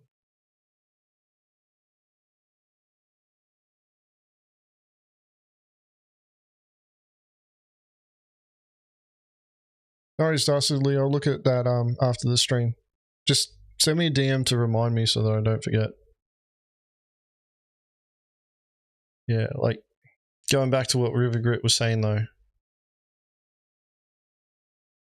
Those larger orgs, those PvE or industrial orgs, the ones that don't engage in flight combat or, you know, any sort of combat, they don't really have a need for external groups just yet because they're not getting attacked frequently enough. For example, if Metarunner friended a PvP org, and then one day in the verse they got baited by some shit tier pirate org like D34, all they'd have to do is send up a signal flare, and the PvP org gets what they want, instant fights, and Metarunner gets what they want, they can get out clean in a, you know, sketchy situation. Another important takeaway here is this is the exact bullshit that takes up CIG's time. Instead of working on issues that are actually violations or problems, they have to deal with this bullshit. An influx of false claims from players who just are mad and can't take an L. And lastly, the part that pisses me off the most is this guy is just abusing the Armistice Zone. I absolutely can't stand that shit. CIG just needs to get rid of them completely, or instead of getting rid of them, maybe the same tech that prevents you from bedlogging if you're in combat, would prevent you from being protected in an armistice zone if you're in combat. In conclusion, if you're a YouTuber or a streamer, you're going to run into scenarios like this. Take the L, move on, and don't throw temper tantrums, because it legit attracts people.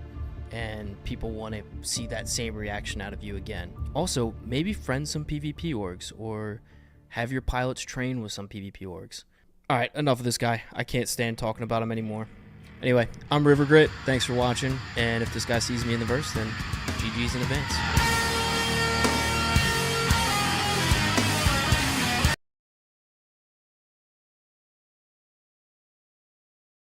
Of course they're not. That's one of the things, Miro, though, is that they don't understand that those armistice zones are going to change. Like, armistice zones, guys, are never going to go away. But they will change. CIG's intent for the armistice zone system is that it's essentially a zone where you aren't supposed to engage in any sort of hostilities. Now, right now they're called hard armistice zones because, well, the majority of them are called hard armistice zones because CIG systemically prevents you from being able to produce weapons and engage other players. But the intention is in the future there'll be soft armistice zones, similar to the way that we've got rest stops, where ships can shoot at each other inside the armistice zone. What we're experiencing there in space around rest stops is the way that all armistice zones are supposed to behave.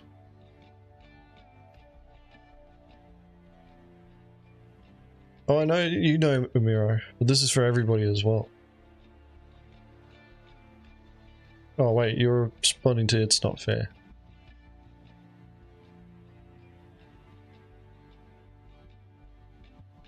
They need to remove the hard weapon locks. Yeah, that's it.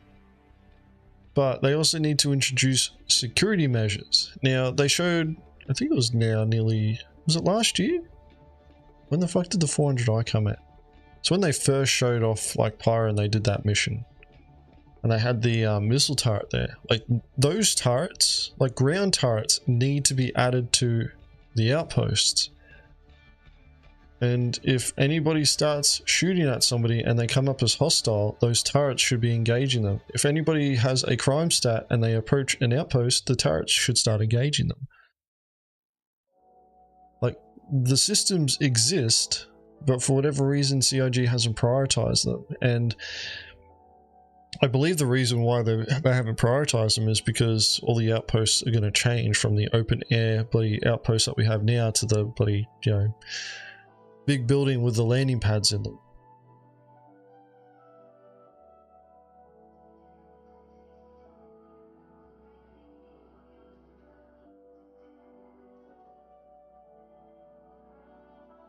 Well, actually, that's a really good segue, because the next bit of content that we're supposed to be reacting to is from Nelson, and he is actually talking about the way forward for armistice zones. But yeah, like, before we move on, there's a solid take from Rivergrit. I agree with a lot of what he said there. Like, you know, if you're a content creator, any sort of, you know, like, even though a lot of people don't like to admit it, content creators do have a more can exert more influence over their communities.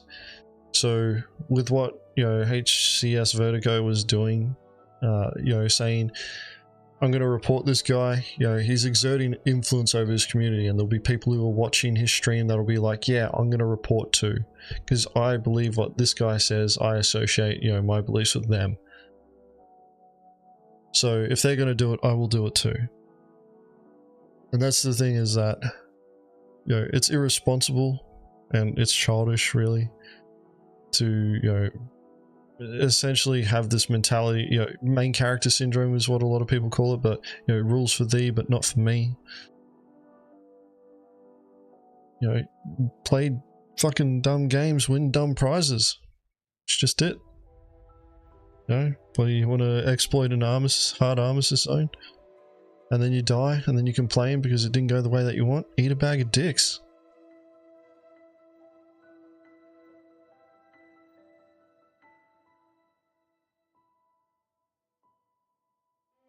They remove weapons locks at outposts. Everyone and their mum will come with torpedoes or bombers. I think we'll just see A2s hovering around them.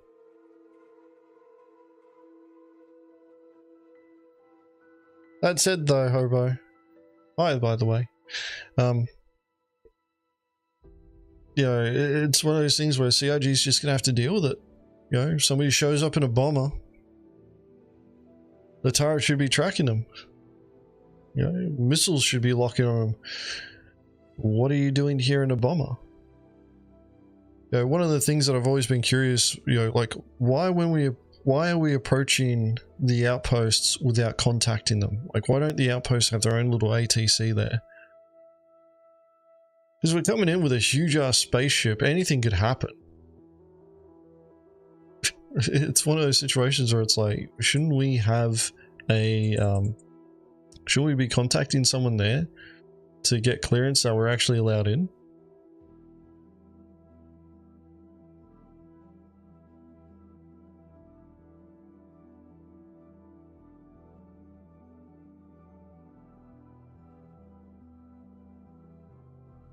Have I never seen the A2 cargo trader pilot?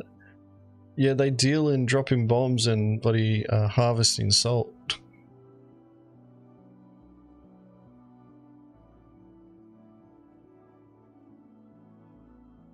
Well, COG has talked about PDS, and the Bengal carrier and the Javelin both have PDS systems on them. It's actually quite impressive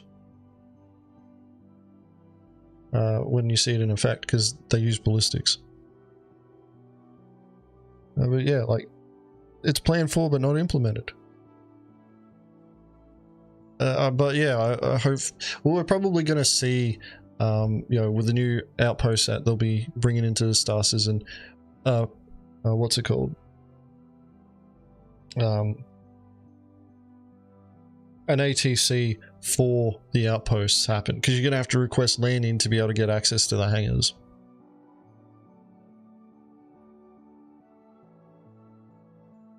But that's another reason why, like, they're going for the, you know, the larger outposts where you've got to land inside. Kind of hard to bomb and torpedo the ships when they're inside the hangars. But it is what it is. But talking about armistice zones, let's move into the next bit of content, which is actually a Spectrum post. So I'm going to grab the link to it. So this one was written. What was that scrub's name from the last video? That was by Oz Carlos, and the guy's name was River Grit. Well, actually, who are you talking about, Carlos? Are you talking about HCS Vertigo, or are you talking about River Grit? Like the guy doing the review, or the guy that was bloody making the report?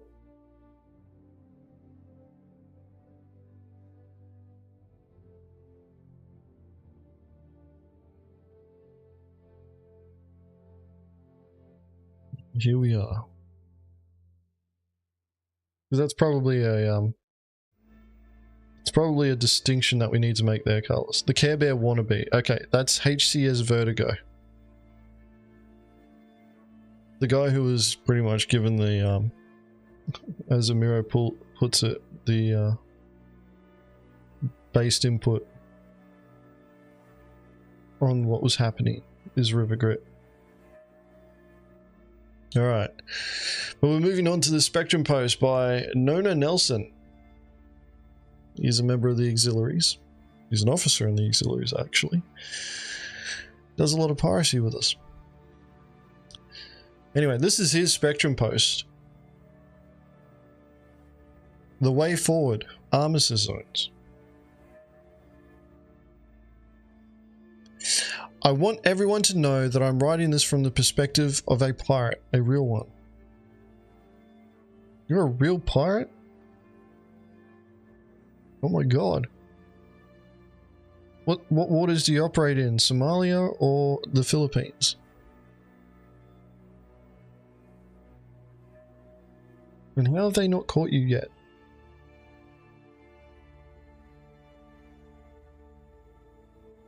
Alright, here we go.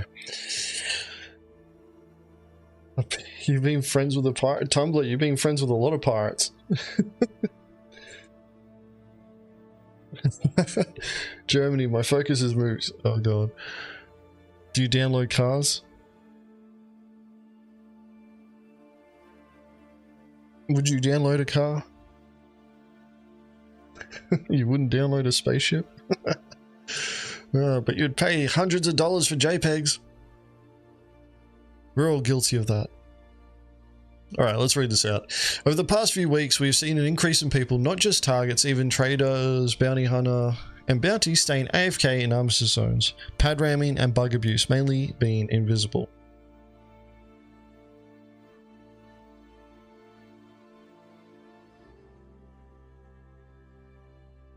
And it was not just the trader pad ramming for whatever they think they can achieve. I've heard and seen on several occasions traders ramming each other in a fight over gold stock, probably not knowing that the stock is shared across servers. While I can understand people wanting all the gold, waiting for backup, maybe even for us to leave them alone because we get bored / fight another target, I have no sympathy for the other two. Where's my cursor? There it is. Note that by pad ramming means deliberately ramming another vehicle into a pad in a truce zone, armistice zone. And invisibility bug abuse, where you get called out for being invisible and choose not to relog, stay, and use the invisibility to destroy ships that cannot see you. I know that you cannot know if you're invisible, but if someone tells you, it is your duty to relog or find some other way to fix it, i.e. become visible again. If you do not do this, it's considered bug abuse, which is against the terms of service, as a reminder. You gotta be careful with this, with making statements like this. Because you know what a trader can do. You start attacking them, they're going, why are my shields going down? Who's attacking me? I can't see anyone. I'm by myself.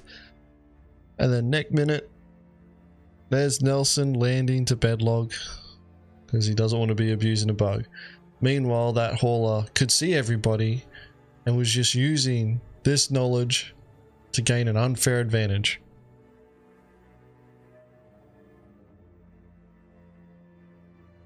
It's a catch-22, isn't it? Realistically, if you do encounter this sort of situation, you know, just report it to CIG. Haulers would never lie. They are the good guys. That does only work if you... Oh no, Hobo, I'd tell them, yeah, dude, there's like...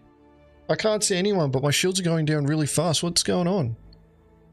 Are you guys, am I being attacked by someone? Are you guys invisible? I think somebody's attacking me and they're invisible.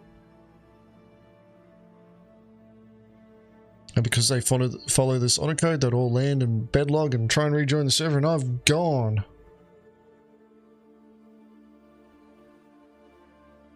Alright, let's keep reading it. I know how frustrating this is, as it's happened to me and my crew several times. So what is my suggestion? Remove locked weapons from all hard armistice zones for ships and vehicles, but keep them for FPS weapons. Instead, make them soft armistice zones like on all Lagrange stations and orbital stations. Let's remove the need for pad ram, as you can just shoot down a ship, whether pirate, bounty, target, or someone or else, to defend yourself.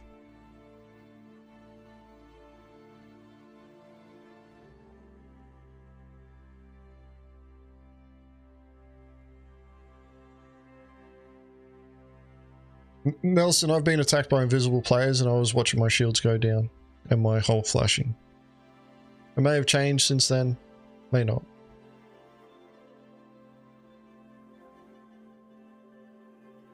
But who's going to protect me from all the pirates and criminals out there? What's to stop them from just shooting my ship as soon as I get cargo, I hear you say. Hear me out. 2. Make armistice zone violence an instant, isn't it? It's alright, I know English isn't your first language. An instant crime stat 3, like homicide that cannot be paid off and you either have to hack it or go to jail to get rid of it. It's actually not a bad idea. This actually goes back to a point I've made it for years now that there's got to be certain crimes that you commit which are just like, you know, should be considered unforgivable crimes. You know, like the murder, for example, should be one of those things where it's like, hey, you just killed somebody and they've had to respawn using a clone, so that's a pretty big deal here. You're in a lot of trouble.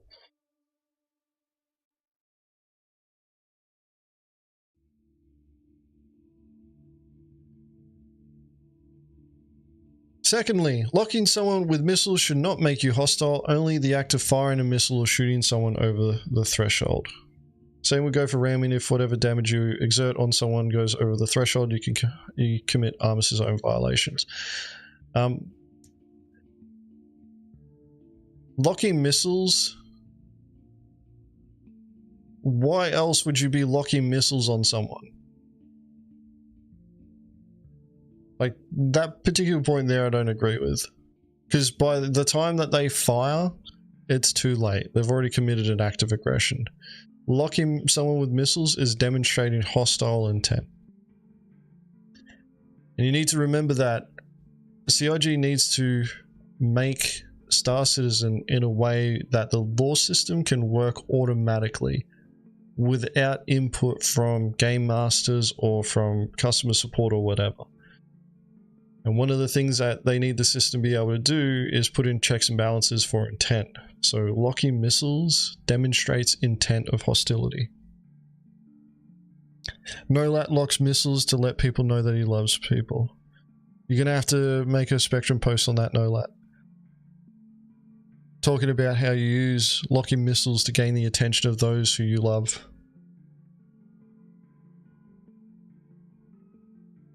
Missile lock.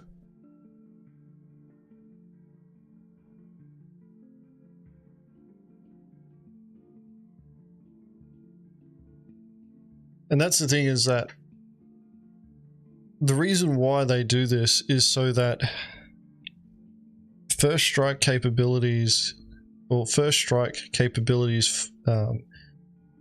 aren't rewarded in lawful space like they used to be. Because before, locking missiles on people didn't mark you as hostile. So you could lock missiles on someone and you'd be looking at them like, all right, I gotta wait until they fire before I can do anything about this. Whereas if somebody locks missiles on you, you can go, they're a hostile to me now, I can now defend myself and prosecute the target. That's the way it works. That's why they changed it. Because people were having missiles locked onto them, they'd have to wait until those missiles would get fired. And there was a time where missiles were pretty much meta, and people were just getting smashed.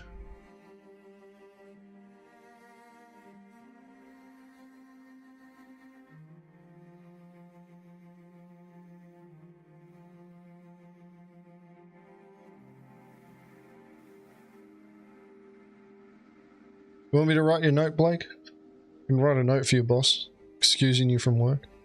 You got important space pirate business. Alright, let's continue. Oh, actually, no. There's a point here. Same would go for ramming. If whatever damage you exert on someone goes over the threshold, you commit Armis's own violation. Technically, they've already got this. So there is a damage threshold for any sort of, to determine hostility, and it's just damage applied to a ship from one ship. So it can either be by shooting or physical damage. And normally the act of ramming is enough to trigger a hostility, to trigger the hostility system.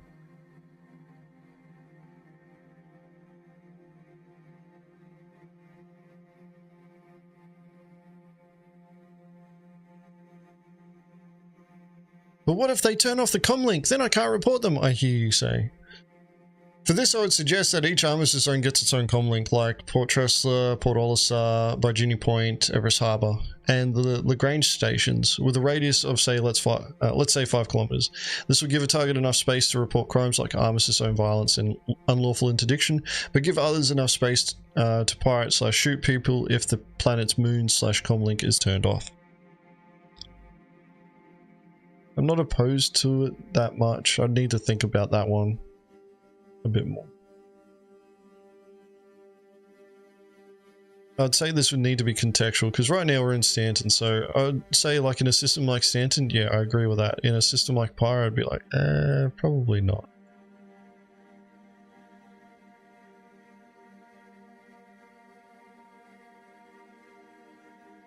Brewski, you think the old way should come back? You're not hostile until you fire? Oh, I disagree with that one. I think you should be considered hostile if you got power to weapons. That's the thing, is that, you know, if you're in an armistice zone, why do you need your weapons powered up? You're surrounded by, you know, turrets. The only time you should be permitted to turn your weapons on when you're inside an armistice zone is when there is a hostile act happening inside of it. And you know, it's like a huge notification should go out. Hey, there's somebody with their weapons active and they're not responding. They haven't complied, but there's a hostile inside. They get marked hostile for everyone around them. Security shows up and deals with them. But during that time, you can turn your weapons on in case you get attacked, so you can defend yourself. But when you're going into an armistice zone, like, we've all got shields.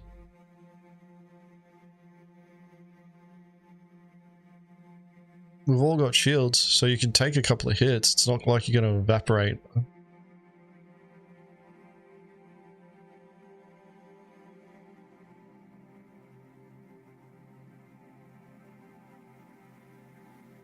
You think that's difficult for the system to track? No. They know. They can do it.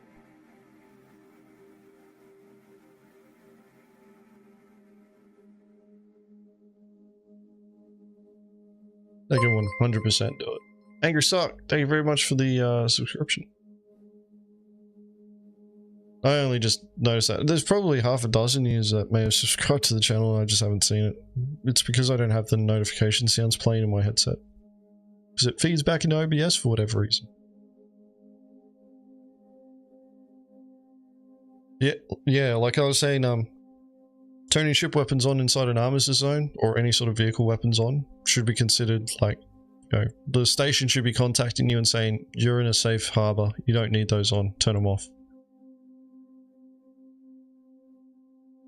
Because it makes it more clearer what the intent is. If you go into an like, if the rules are you're not allowed to have your guns out in an armistice zone, or if you're in a ship you can't have them powered up, and you continue on in, it's pretty clear what your intent is. Like, you're not there, you know, to bloody just saunter around and, you know, stare at other ships. Like, you're there to use your weapons.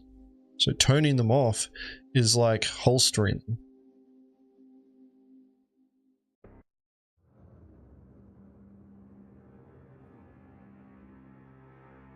Morgan, I didn't play Elite Dangerous enough to remember, like, to know if they actually did that.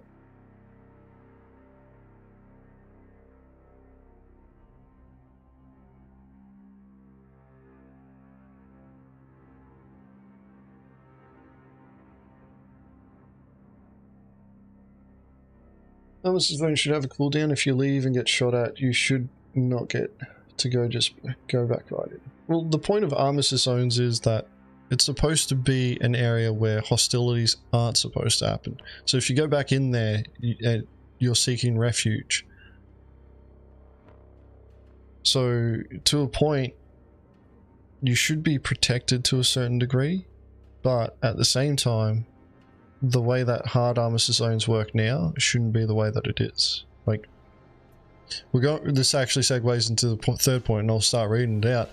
And last but not least, defense. And I don't mean NPCs or something like that. I mean missiles and repeater turrets. I would suggest that missile turrets work similarly to the turrets at comlinks. They should fire missiles between 10 kilometers and, let's say, 3 kilometers, while the repeater turret should fire between 0 and 1.5 kilometers. That is what all the outposts need. Switch to the soft armistice zones, put turrets around the outposts. You know, if pirates try and attack a ship and they're too close, they're going to get missiled. Or you can risk it for the biscuit, push in, deal with the turrets, and then start attacking the ship. I disagree with the point though about, you know, like, not using NPCs, although you're not really saying don't use NPCs. But like, players should be able to call up NPCs. You know, it's like, oh, I'm being attacked. You know, I'm being attacked. I need help. Call security. Timer starts. 60 seconds later, security shows up. And that's what, like, that's the sort of stuff COG, like, it's planned for, not implemented. I think, though, like, posts like these are actually important. COG needs to see more posts like this to say, hey, you need these mechanics in. You need this system in. You need to prioritize this, because it needs to be prioritized.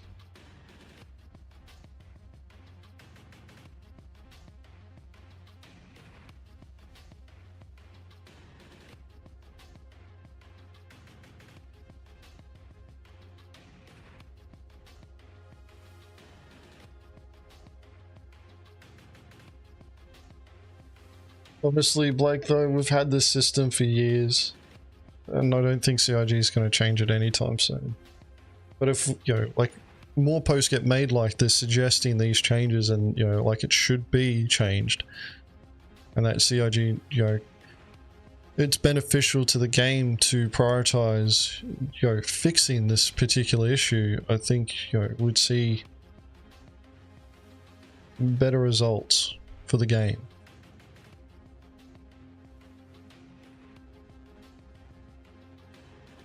Okay, let's continue. This ensures that an unlawful player must approach with a decent degree of skill, and unlawful players cannot land at the outpost without having to destroy the turrets and thus committing an armistice violation, or thus committing armistice violence to land and refuel. Honestly, they should just get refused services. In my opinion, it should apply to all outpost refueling and armistice zones, but I find it okay if only 1 or 2 outposts per planet allow refueling and repair for criminal players. Add it to the salvage yards. I don't understand why the salvage yards do not have landing pads there that offer services to anybody and are less discreet. They've got NQA terminals. Why not just have, you know, landing pads there that will service anyone and everyone?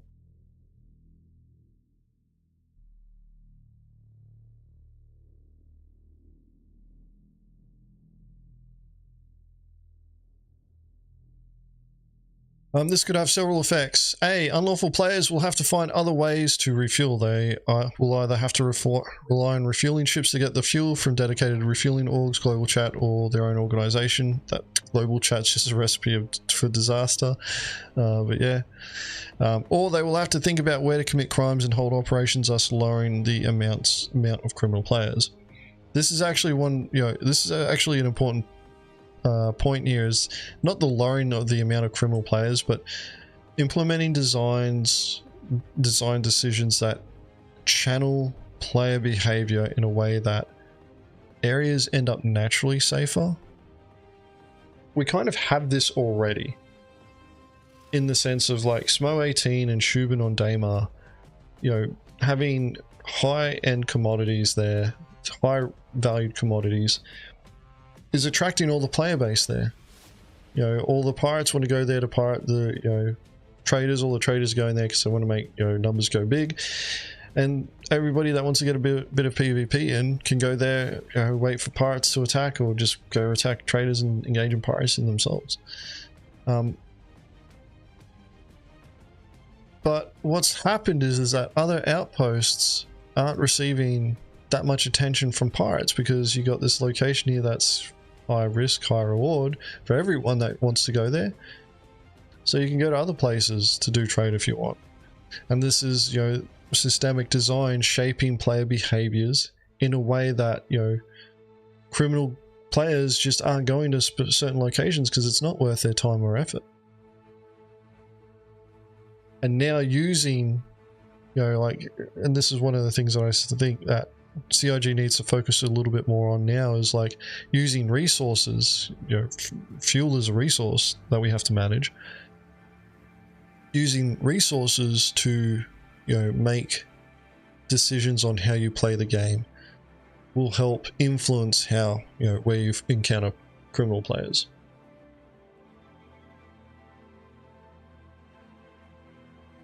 And that's the thing there, guys, is that as more gets added to COG, we'll start seeing it, but we have to wait.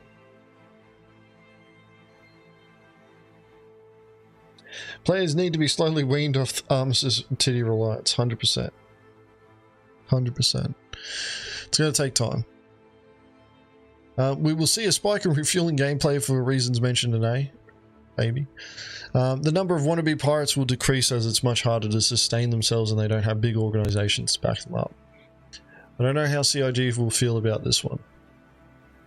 Because, to be, wannabe pirates is one thing, but that's how most people start out. They want to be a pirate. And if the barrier of entry is too high, most players will go, you know what, fuck it.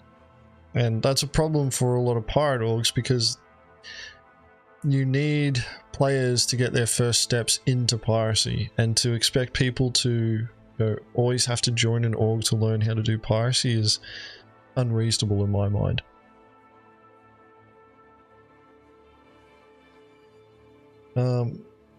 Yeah, like you need players to be able to engage in piracy on their own. So you got to be careful with limiting, like with the way that you shape the game space and how you influence mechanics, because you do need areas where players can start out. Armistice zones are going away one way or another, so let's rip the bandage off. I am convinced these changes will put an end to pad ramming. 100% it will not. I guarantee it. There's an upvote for you. Because you're talking about armistice zones, and it is important. We do need to change it. By the way, if you guys are keen, do you agree with what Nelson's saying there? There's a post again. Feel free to upvote it. Pirate flag as well. Don't let fucking people clown on him and bloody Picard palm him. Exactly, Sparkle. Even the most dedicated pirates will wannabes at some point. You got to start somewhere. You know?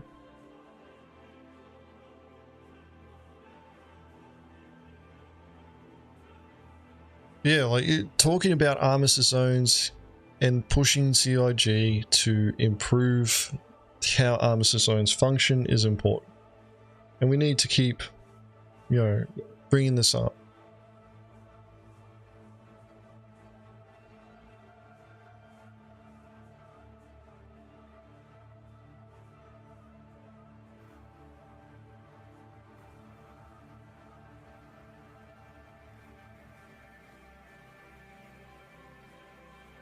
But yeah, like the way I see it, guys, is that we should, most of these most of this stuff that you're talking about, Nelson, is planned for, just not yet implemented. But if we talk about it enough with CIG, they'll start saying, maybe we should actually look into it. Yeah, because it improves gameplay.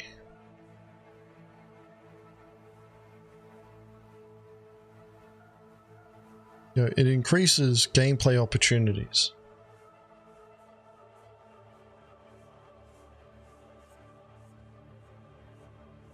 And it just iterates on the product as well, so we start seeing more come out from CIG and bring Star Citizen closer to completion. Hopefully we see this happen when they update the what's it called? Outposts into the big trading building things with the landing pads or hangars in them. Yeah, the bunker outposts.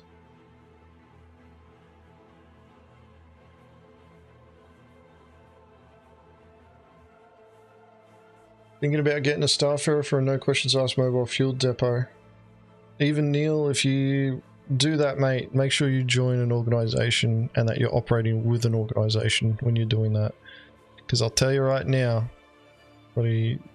offering it out in global is prime for pirates to target you, man. That said, we do have in the Mongrel Corps, we do have a organization within the Mongrel Corps known as Stellar Packrat Logistics that are looking for members who are interested in logistical and industrial gameplay.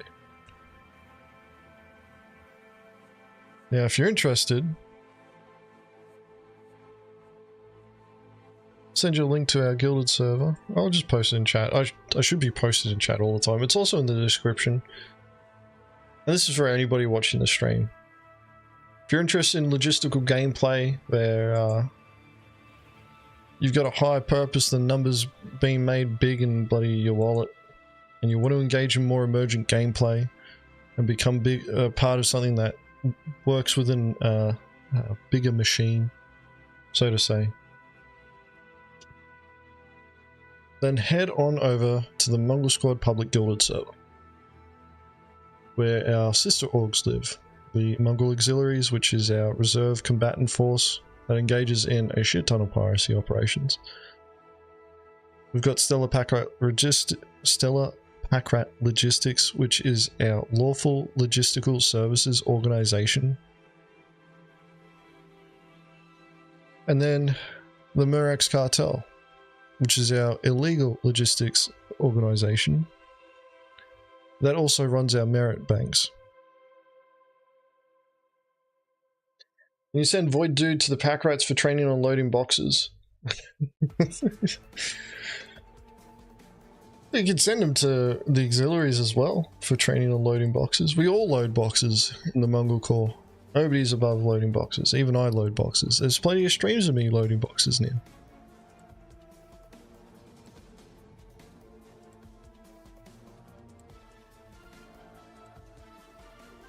Talva, you missed it all.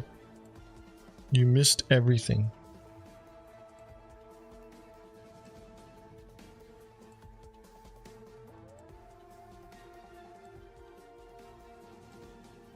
But yeah, guys, we are looking to expand the pack rats and the cartel. So if you're interested in logistical gameplay, either legal or illegal, or even both, we've got you covered. And we're building up capabilities so that we can have all the organizations working together as one big piracy machine, making me bulk loot. Because the Mongrel Corps is my walled-off garden for content creation. I need to look up the bloody... I need to look up the message that was sent so I can memorize it and start talking about it like Kate did with Skunkworks.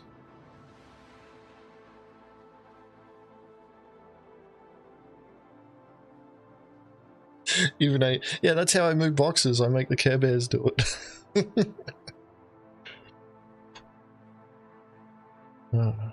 So good. I've got really good footage of that too. I want to make a video of that one as well. That's definitely going into the stories.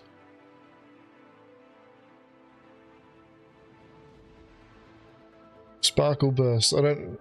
If you're across what was it? There was some drama with Skunkworks like a month ago now, where a content creator tried getting in contact with Kate so that they could do some recording of their exercises and that, and she pretty much went on a bit of a rant at him, and that was one of the terms that she used to describe her organization Skunkworks as a walled garden for content creation. So I bring it up every now and again. Thanks for dropping in. Sorry, I'll catch you later, man. Calm down, Burks. Wait your fucking turn.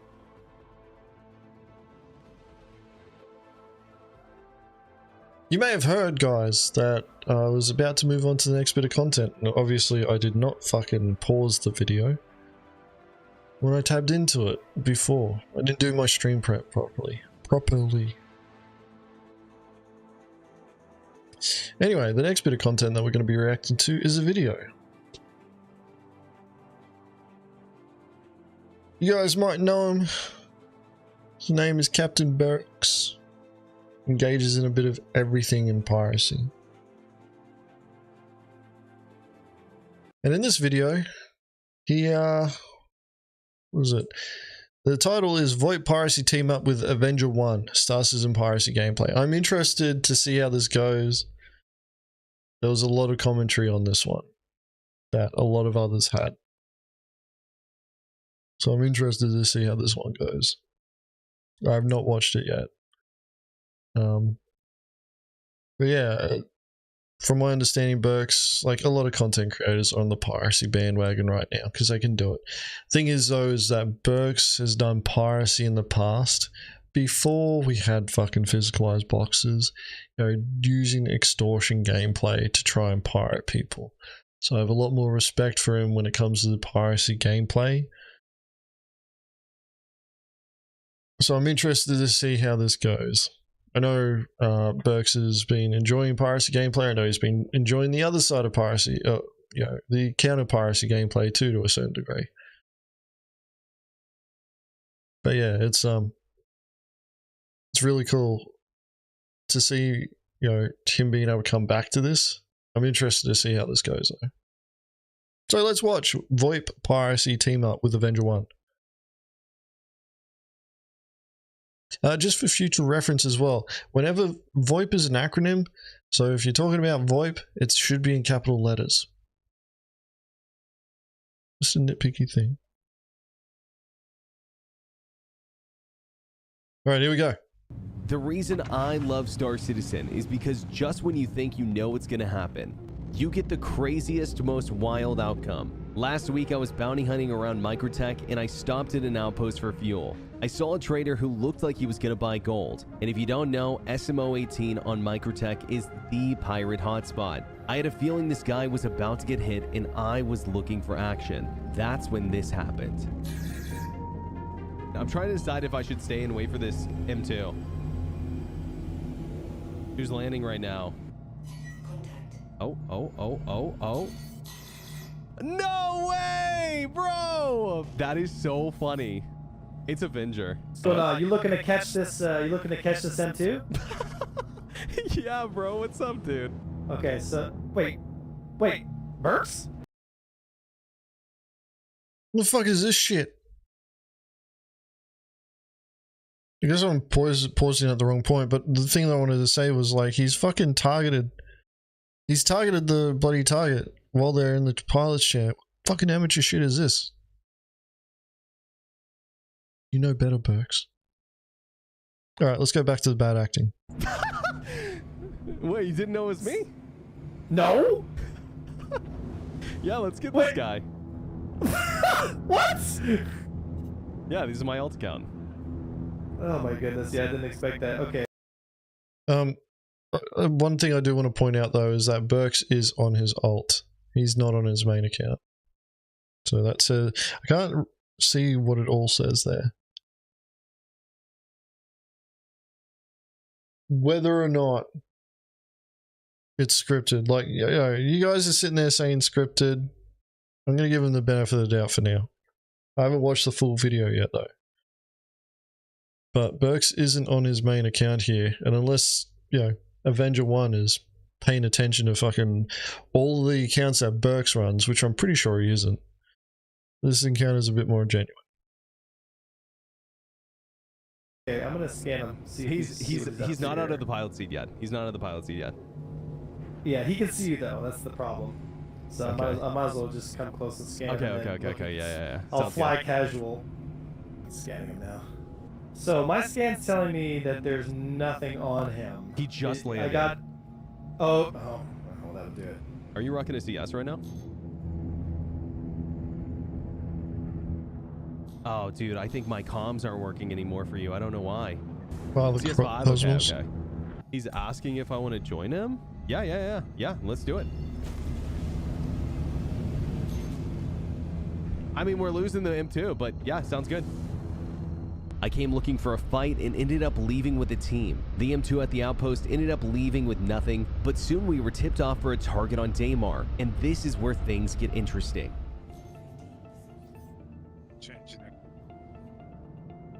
Okay, I'll let you know if I get this guy. He is spooling up right now. Why? Get him.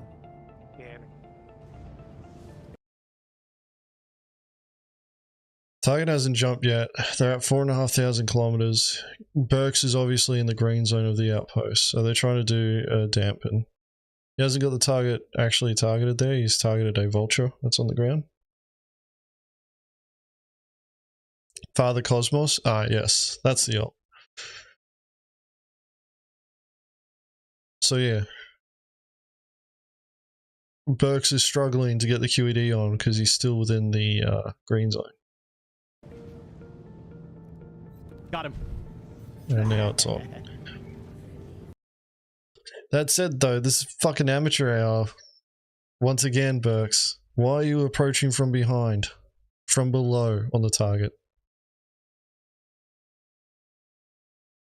What a confusing scene. Yeah, they've kind of just switched straight to a target that they're dampening. This dude, if you want to guarantee a QED dampen, approach from above. If you want to challenge yourself, approach from a bloody flank on the horizon as well.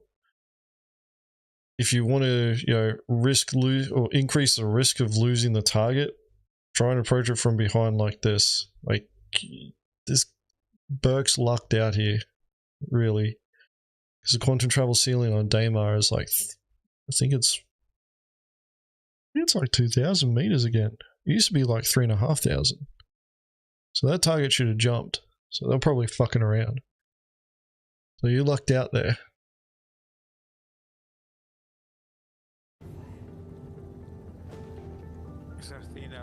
C2. C2. Don't know how much gold he has on, but he has quite a bit. Why not scan it? Should I bed log over to you guys? I'm joining it. I'm joining in yet. Are you gonna let him get the atmosphere, or are you shooting him right away? He's flying out already by himself.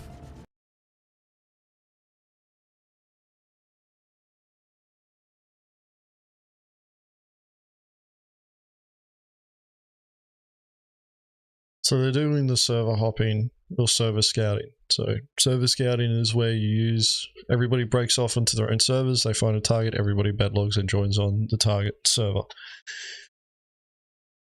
If you're attacking, or if you're the QED on site though, don't attack the target. Wait until your team gets there. Just silently QED them. That's what we call it. Silent QED. And the reason why you do that is that they don't know. You just trail behind them, keep them dampened, wait until your team gets there, and then engage as one. This is kind of one of the problems that I see, is that because with piracy encounters like this, because what you see here, people are like, oh yeah, you'll be able to get away with this all the time. No, that's not how it works.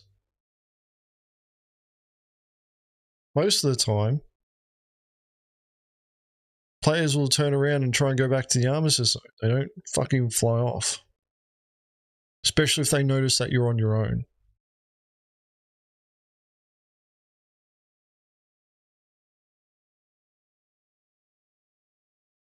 Oh no, the reporting is instantaneous. Like, if you have your dampener on, they don't get a notification. Does being dampened keep you from bedlogging? No. Which is why you do have to shoot the ship occasionally. But they're flying as well, so you can't bedlog while a ship is hovering in the air. Like, they have to land, they can't do it in an armistice zone, or they need to be in space.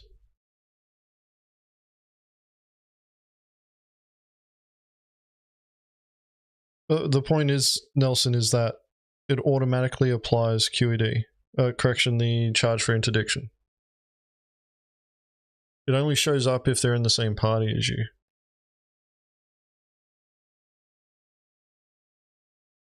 There you go. He's at 23k and climbing. Those shields are going down unusually fast. Not landed. I can't. Oh, god damn it. I'll be in your server in about 30 seconds. Okay, copy that. He just jumped straight to me. I wonder if he's got crew. If it's just him. Alright, they're in Just space. him. Nobody's firing back at me. You want to board him? That's what I would like to do. Yeah, back ramp is open. He's ready to trying to stop get that? away from me. He's almost stopped at. Okay, I am.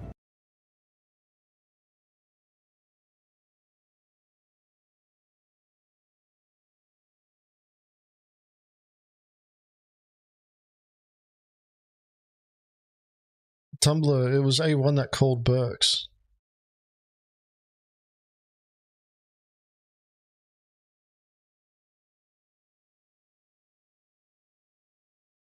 Well, then again, you know, it's a valid point. Maybe you recognize them.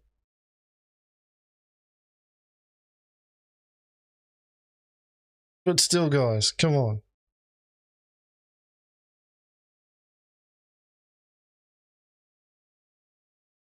Does it really matter?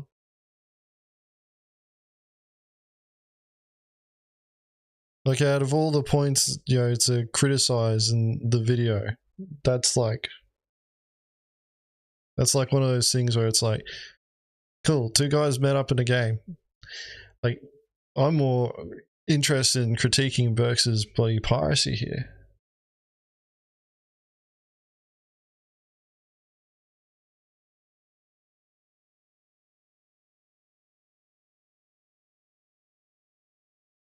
Yeah, for sure. The memes, like, I'm cool with it for the memes. Like, I guess the point is, and this isn't only directed at you, Tumblr, is that, you know, people keep saying, you know, scripted and all that sort of stuff.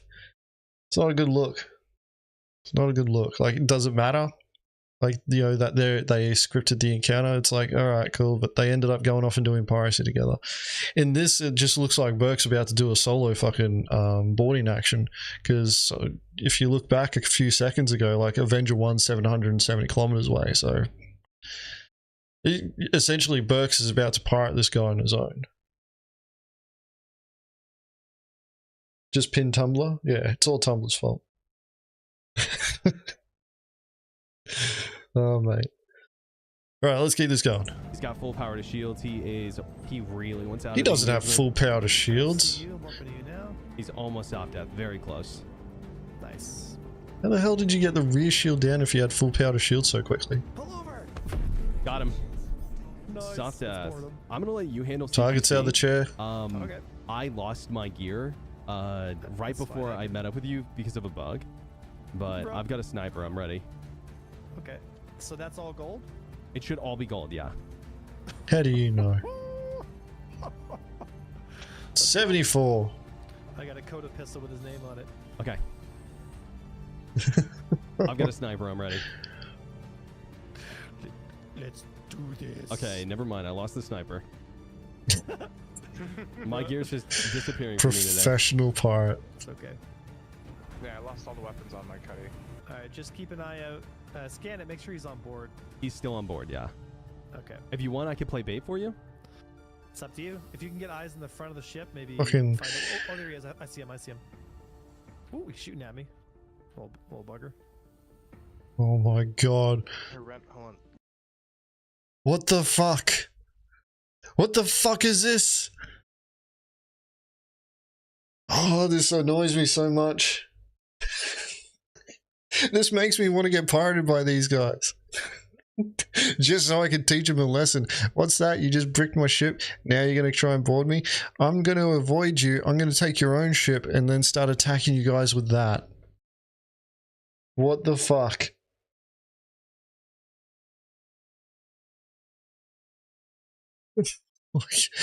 That just screams to me, you deserve to lose your ship.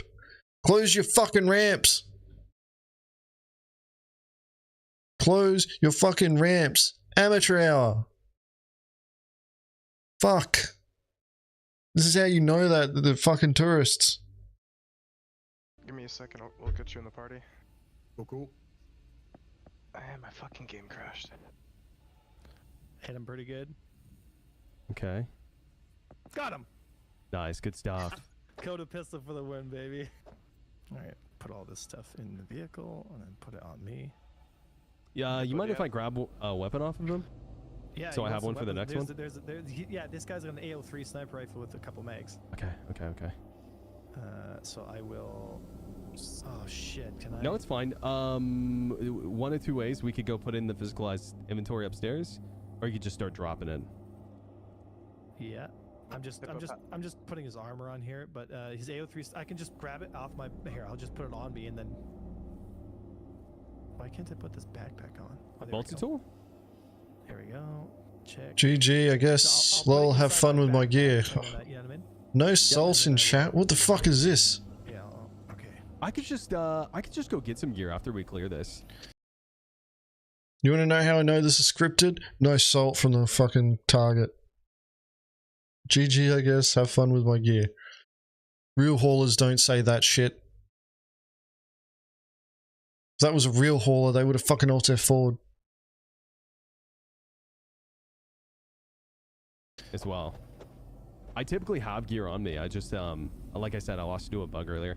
I killed someone and took their stuff, and they, I went on to the next server and it was just all gone. Like it was undershoot only. Okay, so multi-tool in the backpack now. AO3 sniper rifles attached to the backpack. The mags are in the backpack. Gotcha. The med guns in the backpack.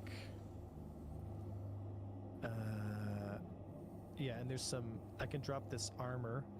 I had like this. Here, I can drop. It's like Artemex armor or whatever, and there's like a helmet here. It's just stacking on top of each other. You're already wearing an undersuit. No. Did he have a multi-tool on him? Yeah, I put 2 multi-tools inside the backpack. Okay. I'm just asking because... Actually, I'm gonna take 1 multi-tool. I was gonna grab his body off and make sure he can't come back for his death marker. Yeah, I'll dispose the body. Okay, I'm going to drop the backpack right here, and then you can... The generic bug. Hey, can you pass me group lead when you get a chance? Yep, stand by. Okay, backpack's here. In space, all yours, gun, all that stuff. Dude, I haven't had a Coda pistol in so long, like a Coda kill in so long. Yeah, dude, it's hard to trust it, honestly. Yeah, but when it works, it works. No, I get it. Headshot. Dude, I shot him so many times. I love this game, dude.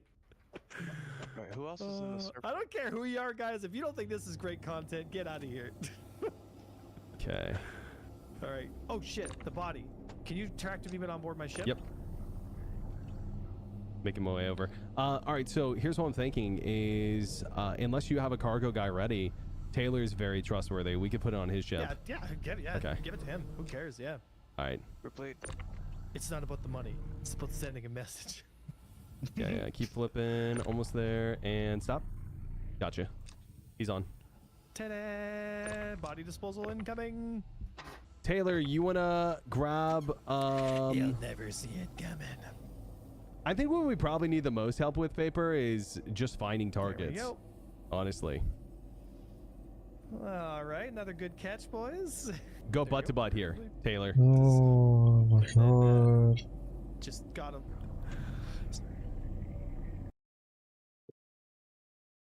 I'm bored watching this part here, but this is actually one of the issues that I've had with, you know, cutting and editing videos for Piracy gameplay, is that after you've done the boarding action and you clear the ship, it's just box moving.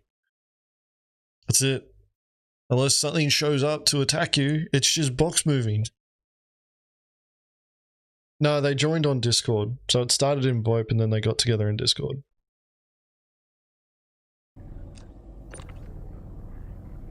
And here we thought it was a slow day. Dude, it kind of has been slow in SC, to be honest. If it wasn't for Piracy, it'd be pretty slow. Like, what the fuck is this box I've been having moving? trouble finding bounties, honestly. Like, Well, maybe because you're using an alt. well, When I join a server, dude, it gets hot fast. sure, for bounty hunters, right? No, I get you. Yeah, that's a good reason to be on your main. PvP. I would agree with that. No. Man, I haven't had a Coda kill like that in so long. That felt so good. Yeah, it's just it's hard. I started rocking the I love the Coda too. I started rocking the Arclight though because it was it's the desync, man. People are teleporting like it's an anime. Yeah, so it's better just to bang, bang, bang, bang, bang, bang. Exactly. Just saturate rather than go for the. But don't get me wrong, man. I love the Coda. It's such a sick pistol. It's like a pocket sniper. Pistol. Right? Yeah. Hands down, favorite pistol. With a 3x on it too. I mean, you can really snipe people with it. I love the 3x. Like that's my go-to optic. If I 500 SCU of gold. Alright. I'll just come meet you at Grim. One of the rules that I've actually instituted for the videos that I'm working on is that I don't want to show more than, you know, after pretty much the target has been neutralized and we cleared the ship, unless there's, you know, more that's going to happen, I'm normally trying to end the video 30 seconds after. That's what I've been working on. So we'll we'll go, quick small montage of box moving, and then into, selling the cargo, and then show the tally and the stream and the video. I don't know if you guys noticed, but I was kind of falling asleep there just watching them and listening to them talk. It's like, it's not interesting. It wasn't interesting. It's not like a criticism of their conversation. It's more like for the content side of things. Like, fucking people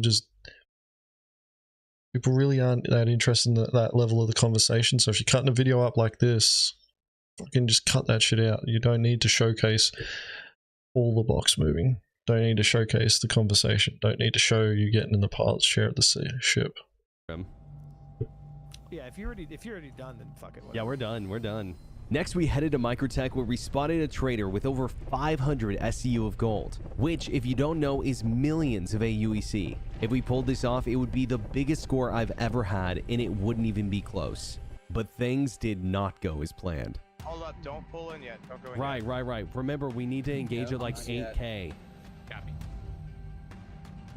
Maybe we could get a snare ready. Yeah, snares up. Commander Rai-Rai's and a Gladius, so I'm here for the DPS and to try and take out any support they got. Okay, Gladius is gonna be great. Yeah, Mantis, I'm counting on you to snare this guy. Is the Scorpius still around?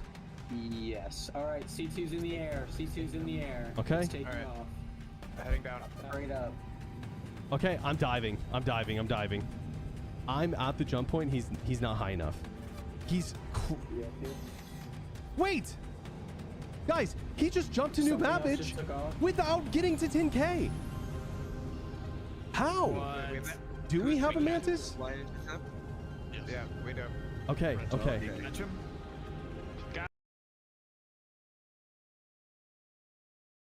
I have a suspicion on how they did that. So there's an issue council report. We actually found this bug in 3.17. So what happened was that we worked out a way how to quantum travel from below the quantum travel ceiling. The thing about it though is that you need somebody that's above the quantum travel ceiling. Now, quantum linking, I'm about to explain it to you. So the way that it works is you have somebody sitting at the quantum travel ceiling and they calibrate. They spool the quantum drive and they calibrate and they choose the target. You, in the other ship that's below the quantum travel ceiling, calibrate or spool your quantum drive and aim at the same destination as where the target where you want to travel to and start moving towards where your friend is. And once you're in group jump range, they initiate the jump.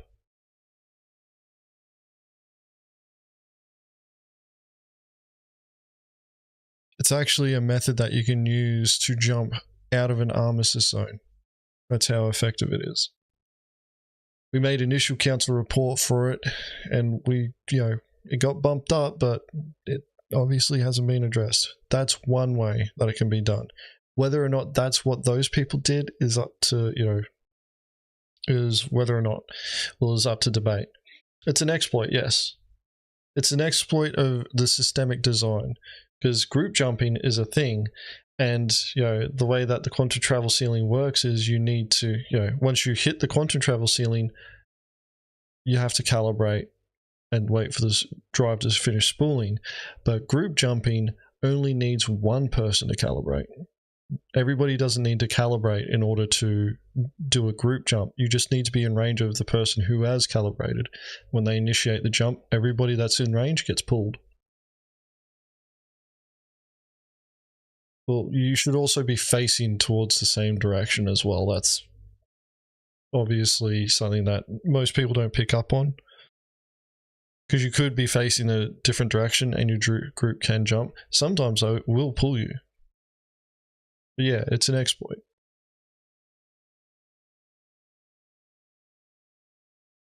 It was marked as fixed in 3.18. We'll have to do another investigation into it then, Telva, and see if it's actually been fixed.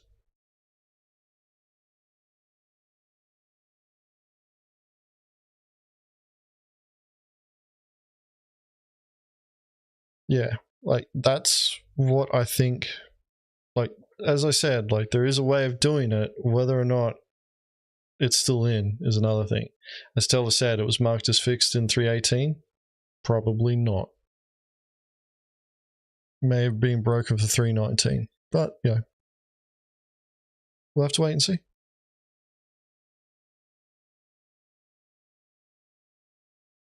Right, let's see how they handle this though. I'm interested to see how they handle this because it's probably going to be like a Hail Mary type thing. Great, great, great, great, great. Let's get over there. D-Rack So is the name. D-Rack, do not let him get away. Let me go back a sec. Okay, I'm diving. I'm diving. I'm diving. I'm at the jump point. He's not high enough. He's... Wait! Guys, he just jumped to New Babbage without getting to 10K. How? What? Do we have a Mantis? Yeah, we do. Okay, okay. Got him. Great, great, great, great, great. Let's get over there. D-Rack is the name. D-Rack, do not let him get away. Got him. Can we get snares off? Yeah. If you're not D-Rack, snares off. Yep. Turn it off. Get this guy soft death ASAP. I'm missile locking him to keep him in combat. I'm one jump away. I'm on grid. B-Rack is nearest to the target, right? Correct. Yep. Yes. Be advised, we're spawning Furies. All right, I'm on D-Rack. God, He's heading towards New Babbage. look at all those names. Vanguard Sentinel who doesn't CP party. That's a cool effect though. They're going through atmosphere. A King's Norm or something like that? I can read it. Kill him too. Kill Okay, him too. Somebody just got got it. me out. I just got taken out. It's a Sentinel. I see the Sentinel. Okay, go for him. The Sentinel I don't think is the invisible player. Because I saw the Sentinel. No, I see the Sentinel. Yeah, somebody was Scorpion, firing guns at me. just left it off. I think they're gonna try to get to you guys. Both my engines are gone. This faller knows what they're doing. Although they shouldn't be going... Well, if they wanted to fuck with them, they would actually be better off going into lower atmosphere. But their air's thicker and their thrusters have a lot more power. If we're not fast, guys, this guy is going to make it to New Babbage. We can see New Babbage in the distance.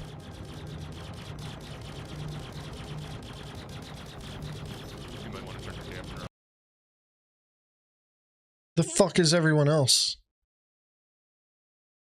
Like, they had a bazillion fucking party markers there, and it looks like only Burks and his fucking turret gunners are the ones engaging. Thanks for dropping in, Neil. Catch you later, mate. Like, I'm just looking at this and I'm like, this literally just looks like Burks. It's just Burks going after this guy.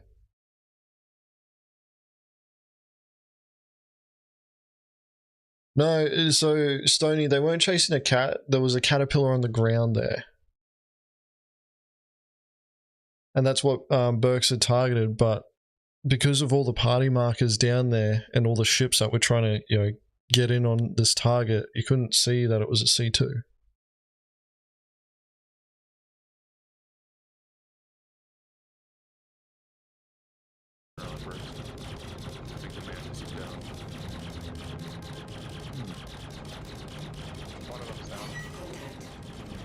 Targets put his shields. So, okay, so those are the targets just spun around a bit, but they've actually dedicated some of their shield power to rear shields. Actually, no, they haven't. That's the arse of it there.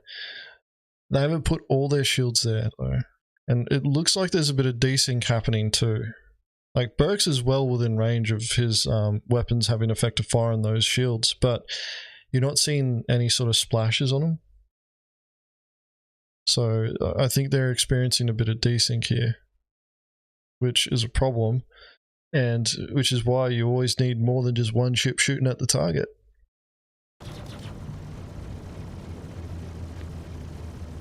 Alright, out mag. Alright, everybody Everybody get on that C2. Fire back. Yeah, those shields aren't even moving. Look at it. You guys gotta take out the shields before we get to new damage.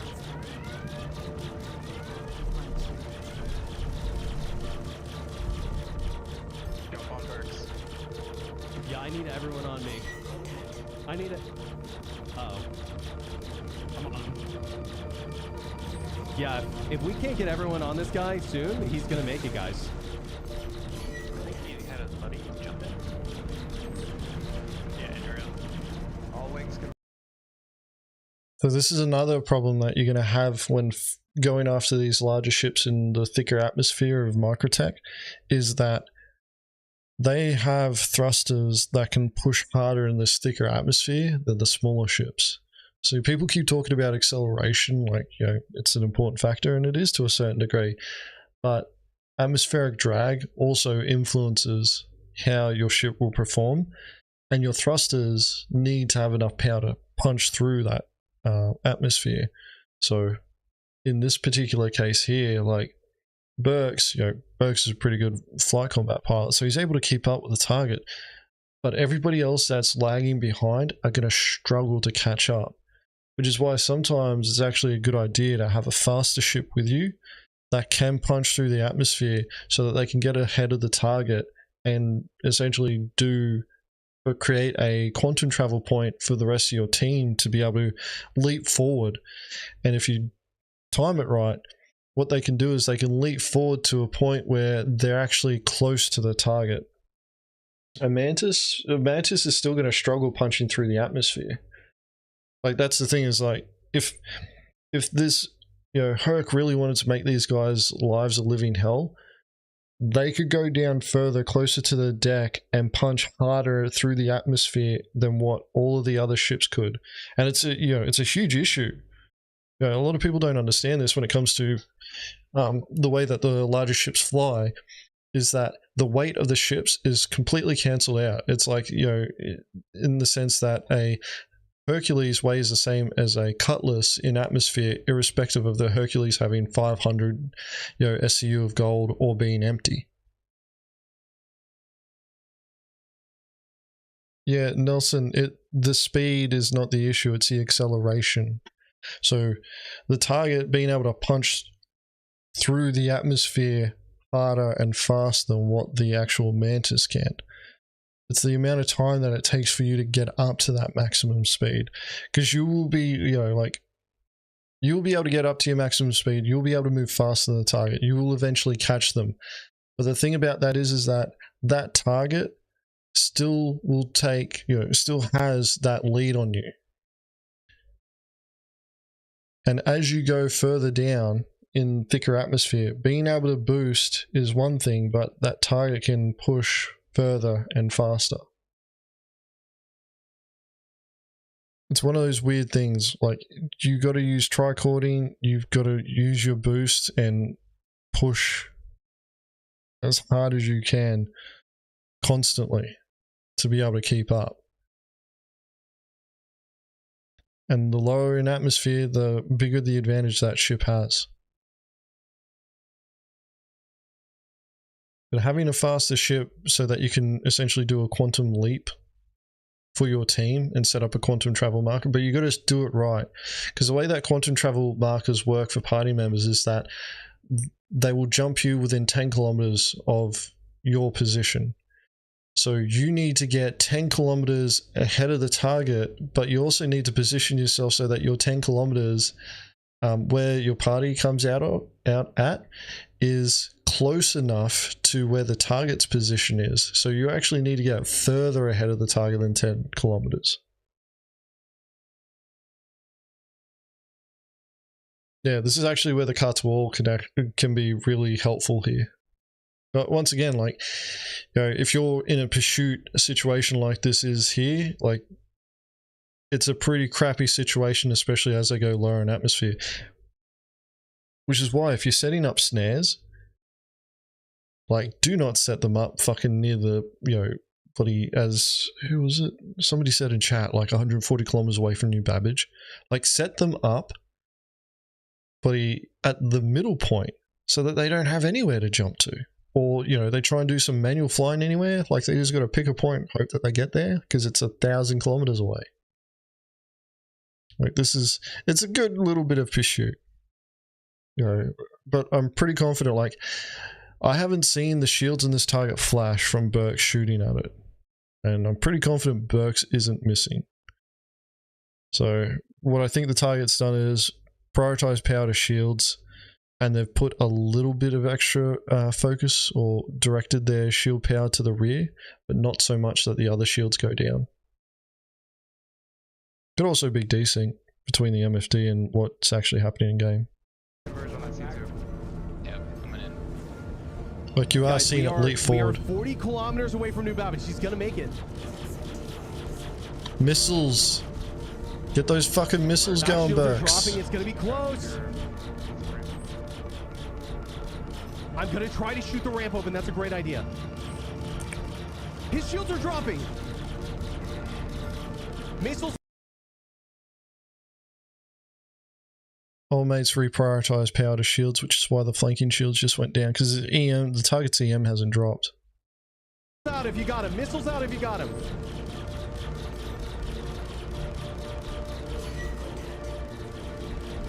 My capacitors aren't working.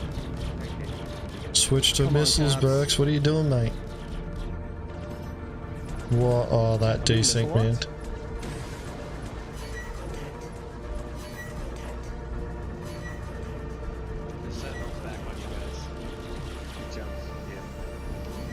Armistice zone. No! No! Wow. Damn, GG's. GG's. Good for this guy, honestly. That was insane. Good for this guy. Oh, man. Yeah, well played. Well played by those guys. Can't be mad about that, guys. They played that perfect. That was great. 2 clicks of them.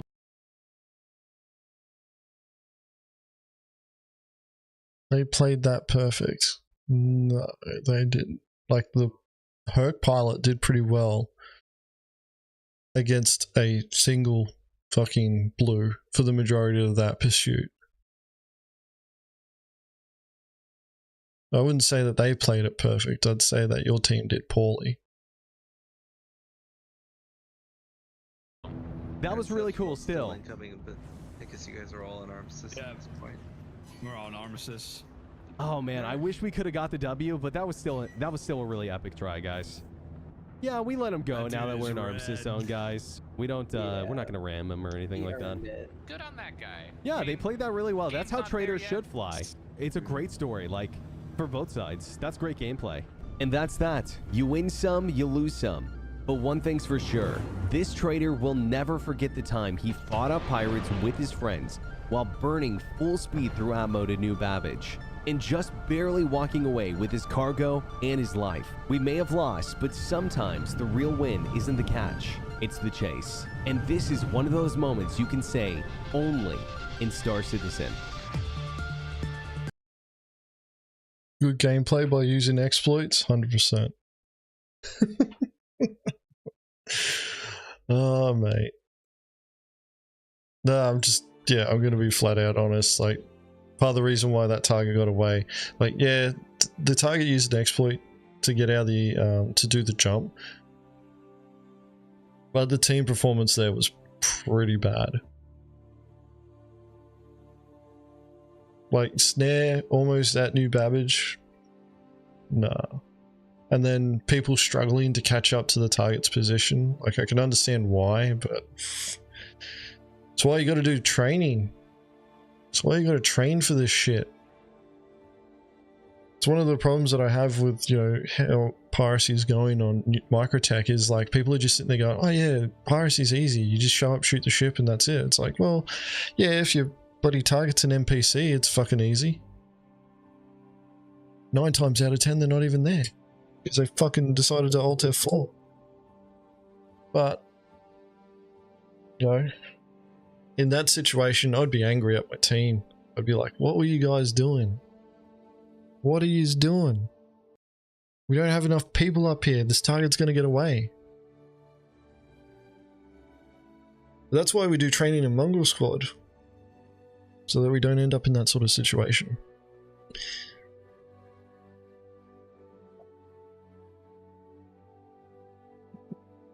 $37 million. No, that's the wrong guy. I don't even think Avenger 1 was involved with that. The thing is, like, it's cool to have those sorts of experiences. You know, it's cool to have that sort of experience where, you know, you've done everything that you can to take the target down. But in that scenario, I just looked at what was happening with the group there, and I'm just like, nah. There's just not there's not enough guns on the target, and you don't hear the sense of it doesn't feel like there's a sense of urgency there from anyone else there.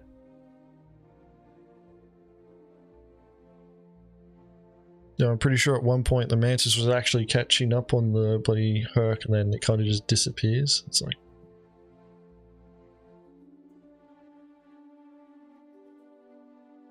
yeah, I wouldn't be happy with my team on that one.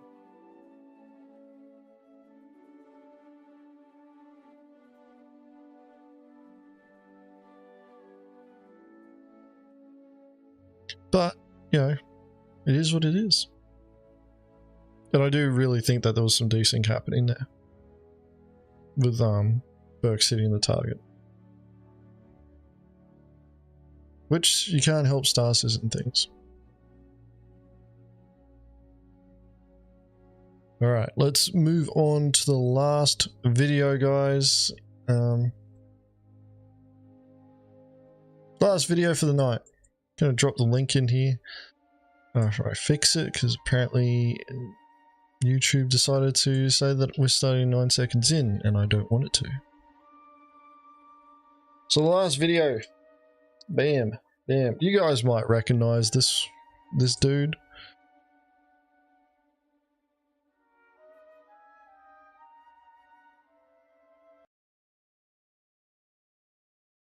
They said that he couldn't do this. I want to know what they told Voidy that he couldn't do. Do you guys want to know? I want to know. Let's watch the video.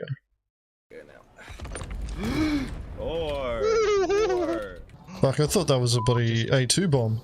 It's just making me choose between rescuing a friend and going for maze.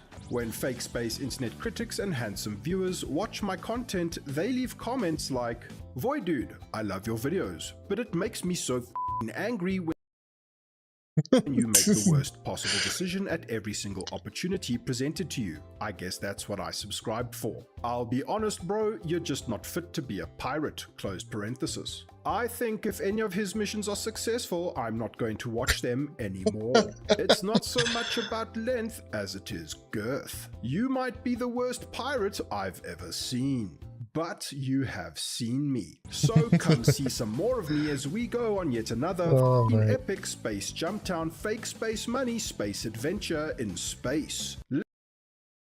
Voidy, welcome. But you haven't made it yet. You haven't been told that you're doing something illegal and you're going to get sent to jail in real life. Mongrel Squad's already been threatened with that one. Apparently in Japan, it's illegal to steal digital currencies, which I thought was illegal all over the world, but it's illegal in Japan in video games to steal digital currencies that you can purchase with real money. And they equate everything that we were taking from players as you know, the same value as what, you know, digital currencies that you would pay for is. So yeah, mate, you got some work. You got some work to do, mate. You got some work ahead of you, but I believe in you. Yeah, man. Dude, all the videos that we put out on YouTube, pretty much we're incriminating ourselves.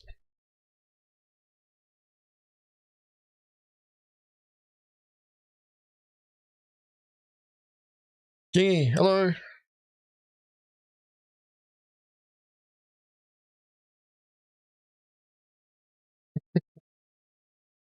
All right, let's watch Void. And it is very much true. A lot of people, I'm quite sure, are here to watch you fail. I'm not here to watch you fail. I'm here to reminisce and sympathize with you on your Star Citizen experiences. Let's begin. We're already at our Ludicrous Space Game's most ludicrous event, and as usual, within mere moments, Jumptown is hotter than the unreleased star of Pyro, because after 10 years of development, this timeless event remains one of the only guaranteed ways to experience the bulk of what Star Citizen as an actual game has to offer, without hiring a bunch of paid actors to take place in a community organized tank battle or something that is bound to turn into community drama when a bunch of A2s rock up to delete your fun. Are those shots already? I wonder what he's talking about. Something with a ramp. Cutlass inbound. I got me some action, boys. They're deleting ships. Somebody's shooting back. It's a Centurion. Speaking of paid actors, this situation feels oddly familiar. Check out this video after this one, link in the description, to boost the stagnating channel's views on YouTube. I mean, to get some context for this Deja Maze Vu situation. I think the Centurion and this Cutlass are working together. Wait. Did you do the card? You didn't do the card, Voidy. You gotta do the cards in the top right hand corner as well. That's a tonk. Boys, is that an Like A2? how far I can see from? I can't tell. Do you think these guys are on a nuke? Yeah, they might want to. I've got an interesting situation. I'm on board a Corsair. They don't necessarily know that I'm here. The owner has come aboard, and I think he's track beaming in, but I can't get external view to tell. It's gonna bide my time. Cool. Yeah, so with the cards, Voidy, there'll be another icon in the top right hand corner that pretty much once you add it to your timeline, it'll stay, like it'll show up for like 5 seconds and then it turns into an icon and you can click on that and it'll, you know, be a direct link to that video. I occasionally use them, mainly in our tutorial videos so that people have a direct link, because not everybody goes to the description. As the undisputed king of terrible decision-making, we desperately dash out into the snow to take our chances against the nuclear terror that is undoubtedly going to start raining from above, because let's face it, why wouldn't that Hercules not be an A2? It's transporting Centurions and tonks? That's very strange.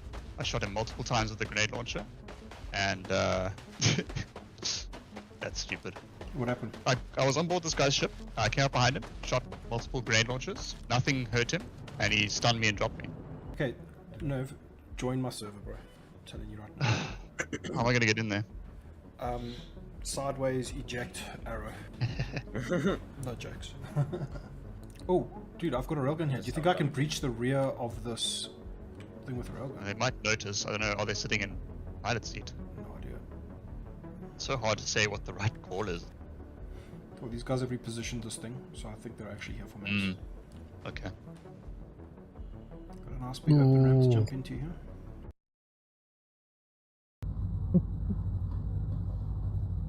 Oh, the fucking grenade launcher not working?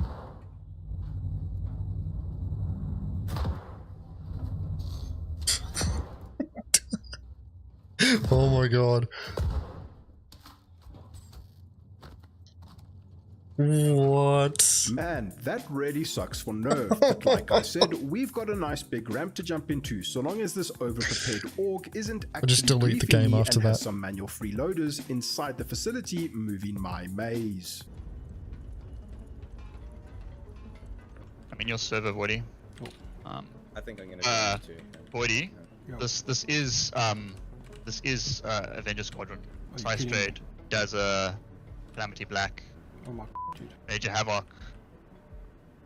Okay, so they might... I think I'm gonna go for it, dude. There's nothing happening down here. Okay. I'm just gonna sneak aboard and hope they don't notice. You should know every good org needs a nerve. He is unironically Epstein's little black book in human form, but instead of retaining the names of sketchy billionaire lamb lovers, he retains the names of dozens, if not millions, of potentially dangerous star citizens and their associated skill issues. We're hiding in a Hercules A2 now, and as you know, all good ships have a name, even ones that aren't mine, so I decided to call this one A few moments later.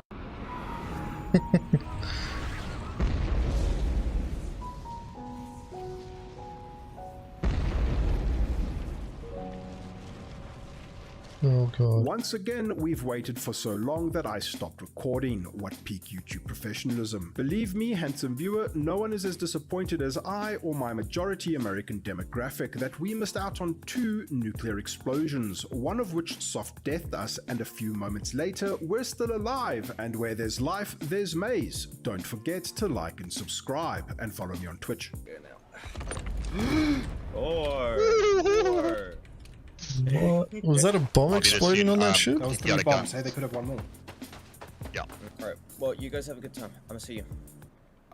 See you, mate. Oh, wait. Oh, there goes another 4 bomb. bombs gone. I'm safe. Yeah, I've got an undersuit for you as well. If you tell me, buddy, that was 4 bombs, right? Yeah, 4 is he has to go restock now. No, he's landing.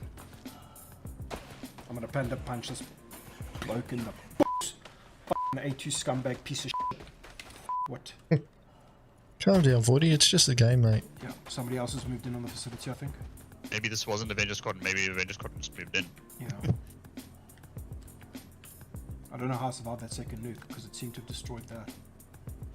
Yeah, it landed pretty Maybe close. there is some collision detection going on these days. Do you think these boys are here for shit and giggles, or do you think they're here for maze? They've landed. Shuttling his I think they're Xenomorph. gonna want to get in. They'll see the maze that was moved in the airlock. But it looks like they've discarded this this A2. Yeah, one's on the ground. They're moving maze. There's a noob suit on the ground. Where did this guy go? He landed here. Now there's nothing. They might be loading machinery. What's that? I don't think there's anything here that they're loading into yet. I'll try get there. What is the point of sniper rifles in this game? Look at this. Look at my screen. Fidelity. They're It's probably fidelity. trying to deal with the confirmed mover inside. Okay, yeah, they I think want to just clear him spotted out. They're hosing. They're nose downing him. That's a Centurion, right? Yes. Yeah, these boys are here to lock down hard. Because I think he ran back into the ship. Yep, there he goes. The server seems solid, bro. Look at that, no desync.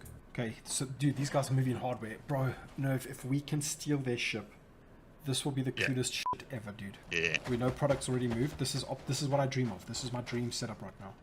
I want to in 1 man and orc, 2 man and orc. You know what I mean? Yeah. That's right, Void Dude from the past. This is indeed the dream. I hope you managed to finally get your disgusting grubby little space hands on sick amounts of illicit product. I am as invested as you handsome viewers are right now, and I'm totally not just padding the script. Oh. Oh, they're probably trying to clear that guy.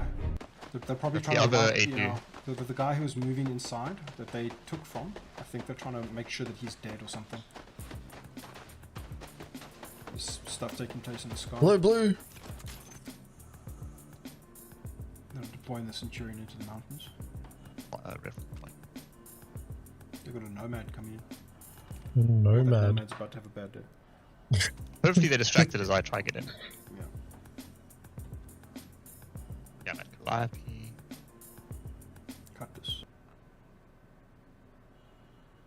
Yeah, 15 heads up. Fucking the wreckage is everywhere, man. Object. Within like 3 or 4 Ks, I guess. I don't know. It's very tricky, dude. I don't exactly plan these things very well. Yeah, I've been locked. Turn Yeah, they're sideways, fine. maintain decent Fine. altitude, and eject. I'm up. Oh, you look like you. Did you survive? I'm alive. Don't have been landed. I think they're being Is that a distracted. torpedo? Nah, I'm incapped. That's a torpedo. Incapped, I'm on my way. I'm not dead. Like, it wouldn't let me do that because you sometimes managed to go prone, right? Yeah. No, I don't go prone. When I do the sideways eject, I just f***ing YOLO, bro. Hope for the best. Like, I'm 800 I away. wish. Look, I didn't die outright, so I might have a leg injury. Chris making me choose between rescuing a friend and going for maze. Chris is a wily dog. We may not Every be pirate in a for good themselves. ship right now, handsome viewer, but I think it should be said nonetheless. As you know, all good ships have a name, so I decided to call this one Friendship. Wow, what a wholesome moment, Friendship. and video evidence that I have my priorities straight. Because let's be honest, without Nerve, we're probably not getting out alive with any space adult fun time boxes. Choose tier 3 leg injury. Are you serious? Are you f***ed? No, you're good, you're good. Nice, bro. Yeah, where's the facility law? Okay, so the direction we're going now, there is a cutlass on the ground. Beyond that is the Centurion. Okay. Should I get onto roof and see what I can see? Yeah, I think. Okay, I see an ad. Lose your body. The cutlass is right here. Dude, they must be loading. Yeah, they would be. Side door, side door. No pilot. Okay, let's board. Well, should one of us board and another one not board? I'm watching the back ramp. Only one door would be open there. I don't think they've started loading into it though. Many places you can hide in the cutlass. Could do the turret trick. Okay, so then what we want is we want a roof jump into the airlock when they start loading. Yeah. And maybe you take ramp. You do the roof jump and I'll post the ramp. I'm getting eyes in the facility. They're not moving it there. It's one thing that I don't think a lot of players do. They don't check through the Other doors. side of the cutlass. Do you see this, bro? Yeah, I'm watching that. How many guys are you talking? One so far confirmed. I don't see any maze here. Okay, there's 2 guys inside at the least. Okay, well I'll just bounce between these 2 airlocks and try and figure out where they're going, what they're doing. Because I hear tractoring towards the cutlass airlock. Okay. A few moments later. So my plan is to go from here up these boxes and then try and jump in. I think your plan should be... Box is definitely going into the cutlass right now, eh? Oh, really? Yes, they are going in the side door right now. Okay. Are we going to both try jack this guy? Oh, there's a guy running to the back of it. He's opening the ramp. Let me see if I can get eyes on how much maze is Get up there. Get up there. Whoa. It's a bit of a jump. Should we go for it? Sounds like they're about to take off. Or is it down? Ramp is up again. Maybe we should go for it, bro. Let me see if I can sneak on board. You want to jump the window? Yeah. I'll cover your exit. Go! I'm in. Yes! Oh, what is this? He just... What? No. He's taken off, yeah. I'm in, bro. Get in there. Get in there. What? Just casually lay down. And if he noticed you, give him some time to fly. Yeah. Put the... Yeah, away from his buddies. That was perfect timing, dude. Oh my I just... dude. My heart. On my side, you fell out of the cutlass and like you went back in. Get in there. Should I... Yeah, let's let this guy get clear, huh? What is he doing? Yeah, you're gonna have to wait. I would have popped him already, but... Holy shit! Oh, man, get out of here, dude! What? Get out of here! Oh my god. Please get out of here. Kill him and get in the chair. Please get out of here, dude. I hear big forks and he needs to get out. Yeah, he's going into Atma. You should be able to jump by now. What are you doing, mate? Just jump Looks like he's already. aligning with recommended buyer. Yes. Nice. Okay, he's quantumed.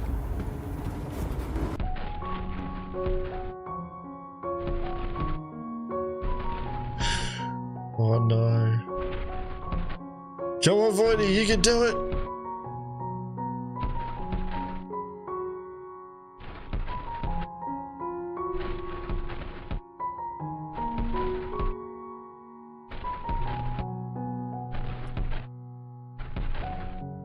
Oh, come on! Oh no. No, you should have stopped. You know what I mean? You should have stopped firing. Just hold it down, hold it down! Yeah. Yes! Holy f my tits, bro. Teabag him! Teabag him! I don't know if I killed him in thingy. In comms. Look, You I can earned help you it. just do a... You could have teabagged him there, Voidy. Yeah, dude. Did you see how much maze we're looking at in the back? Yeah, it's a decent haul, dude. Is it? Okay. Check that. Cool. Yes, very nice. Okay. Yeah, let's get to safety. Get yourself out of comms. I wonder if he was... Does this count as piracy? No. Yeah, while we were quantuming, I was hosing him and nothing happened, right? He got all the way out of his chair and then I could only kill him. I saw that. In Mongrel Squad, we would not count this as a piracy hit, and the reason why is because ships weren't used. That said, though, this was a hard-earned bloody ship. That jump was a fucking amazing. And from Nerve's point of view, where we saw your body flying out of the ship, man, holy shit. I would have been so fucking angry.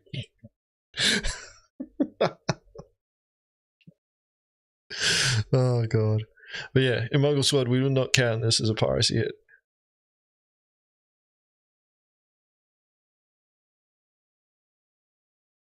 Yeah, you definitely earned a teabag on that guy too. You should have teabagged him. I don't know, like something like that happened to me with the Great Launch. I don't know. The pilot of the Cutlass has finally died of natural causes, and Nerve and I decipher the logistics for an optimal sell. 40.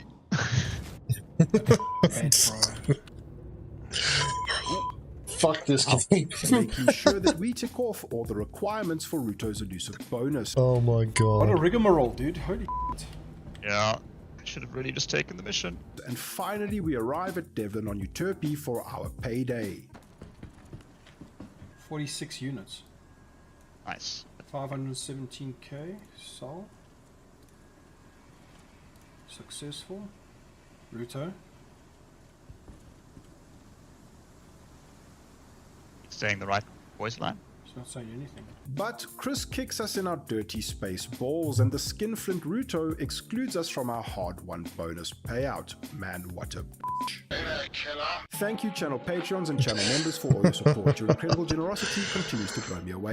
Thinking of pledging to this ludicrous space game? Then use one of the referral codes on screen now for a free 5,000 starting credits. If you enjoy my content and are interested in supporting the channel beyond a like and subscribe, check the links in the description or consider the join button below. It genuinely helps me to continue producing these videos. And don't forget to check me out on Twitch as well. Thank you so much for watching. I'll see you around the verse. Cheers.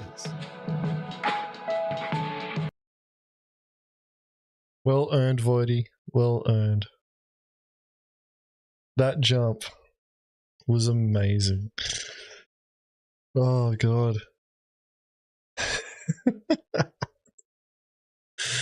Man. I would have been so angry if I'd fallen out of that ship too. And the timing for it was perfect. If you want to watch that video again, guys, there you go. Highly recommend you go watch it. It was good. It was fucking good.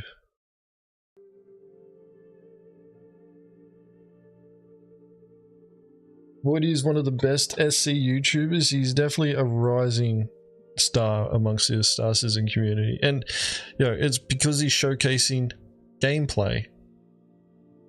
And, yeah, man, like, I'm looking forward to more, like, having more to do in Star Citizen, because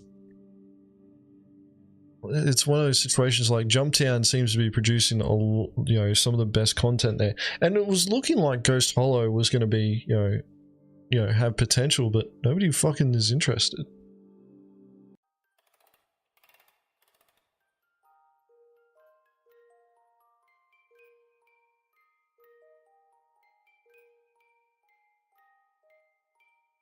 Yeah, like when you talk about, like, when you watch these videos about Jumptown, there's always somebody that has a story about Jumptown.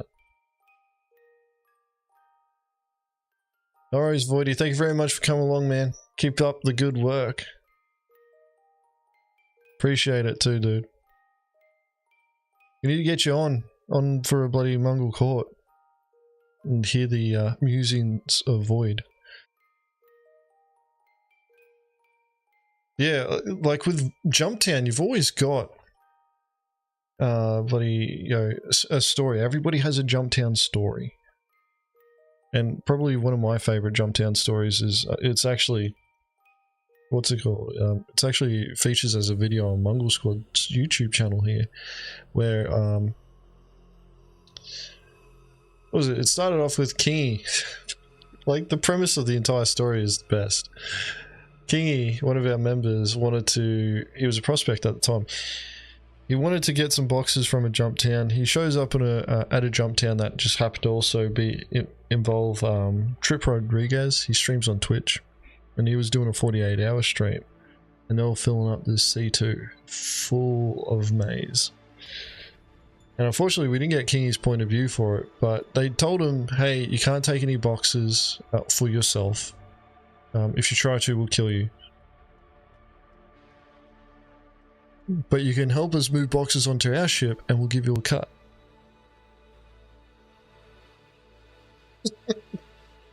And like, we didn't show this part because it didn't really contribute to the story that much, but the original intent was to do a Ursa drop. And DT was there with his, we had an Ursa inside of a Star Runner, and we're going to do a high orbital drop.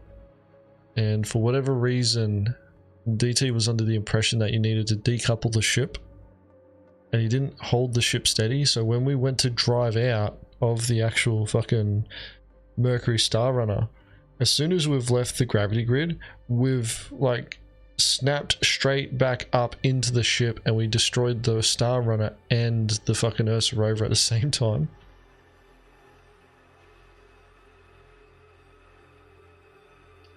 So we ended up just changing it to a basic plan because we were going to drop extra Marines, and we're going to sneak aboard and pretty much sneak aboard the ship whilst having a what's it called, air attack come in. And the reason why we wanted to do it that way was so that Kingy wasn't alone. You were there for it, Hazard. You think it was in the video? Is it? I don't think it was. I don't remember putting it in there. What's the video called even? Look at how many fucking hits that we've got. Makes you afraid to drop a ballista? Yeah, they'll survive. The ground vehicles are a lot more resilient. Fuck, this is a while back, wasn't it?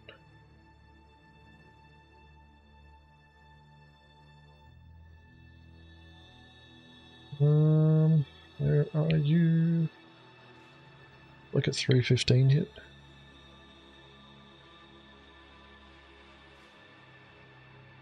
Doobs.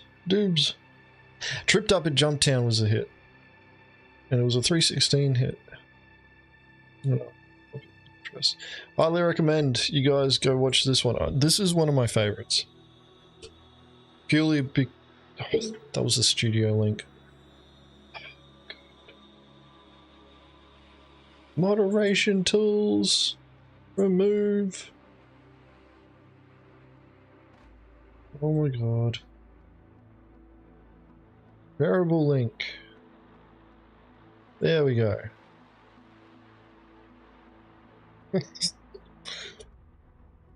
There's the shareable link for Tripped Up at Jumptown. That was one of my favorite Jumptown hits. Coming in, I was flying an Ion. Yeah, but just burning in there. Kingy pretty much, you know, loitering around inside the ship after he put a box in there, and then just going through and clapping everyone on board. It was a good hit. It was a really good hit. And then the pursuit, like being chased, was good.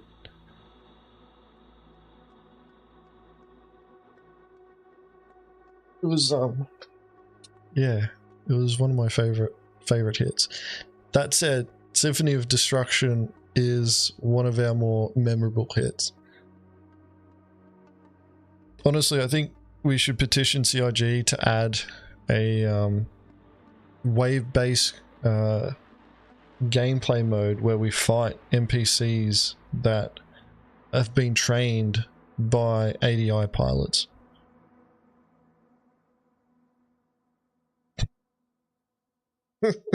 Just have Jumptown as the arena, and then just have the, you know, AI, wave-based AI just coming in, just getting wrecked. I was really disappointed that I missed that battle, but it was good. It was good. Yeah, my favorite Jumptown hit is Tripped Up at Jumptown, and that's the thing, is like everybody's got their own Jumptown story, and that's probably one of the good things about it. Unfortunately, CIG like to fucking run it into the ground, but it is what it is. Alrighty then. that is pretty much it for all the reactions and all the content for tonight, everyone. I want to thank you all for coming along. The next stream is going to be on my personal YouTube channel, which will be tomorrow night, which is going to be focused on flight combat. I actually forgot to do this, but I'm going to create an event on the Mongrel Squad public server for, you know, pretty much open, you know, dogfighting night. An open floor dogfighting night, just encouraging people to go into Arena Commander and shoot each other in ships. New Mongrel Squad video when? Soon, Blake. I'm actually working on how I want to present the videos now, because everybody is pretty much doing piracy videos, so we have to be different because we're better.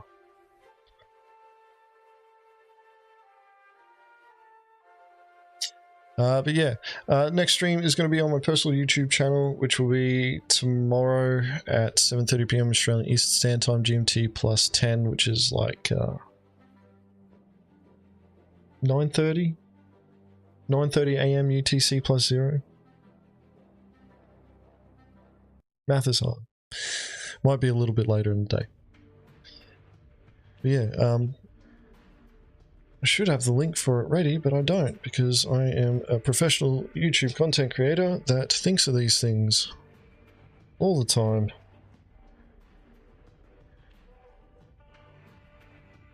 So if you're interested watching me be bad at flight combat in Arena Commander whilst I work on my flight combat skills to improve them, feel free to go to my personal YouTube channel and hit the subscribe button there.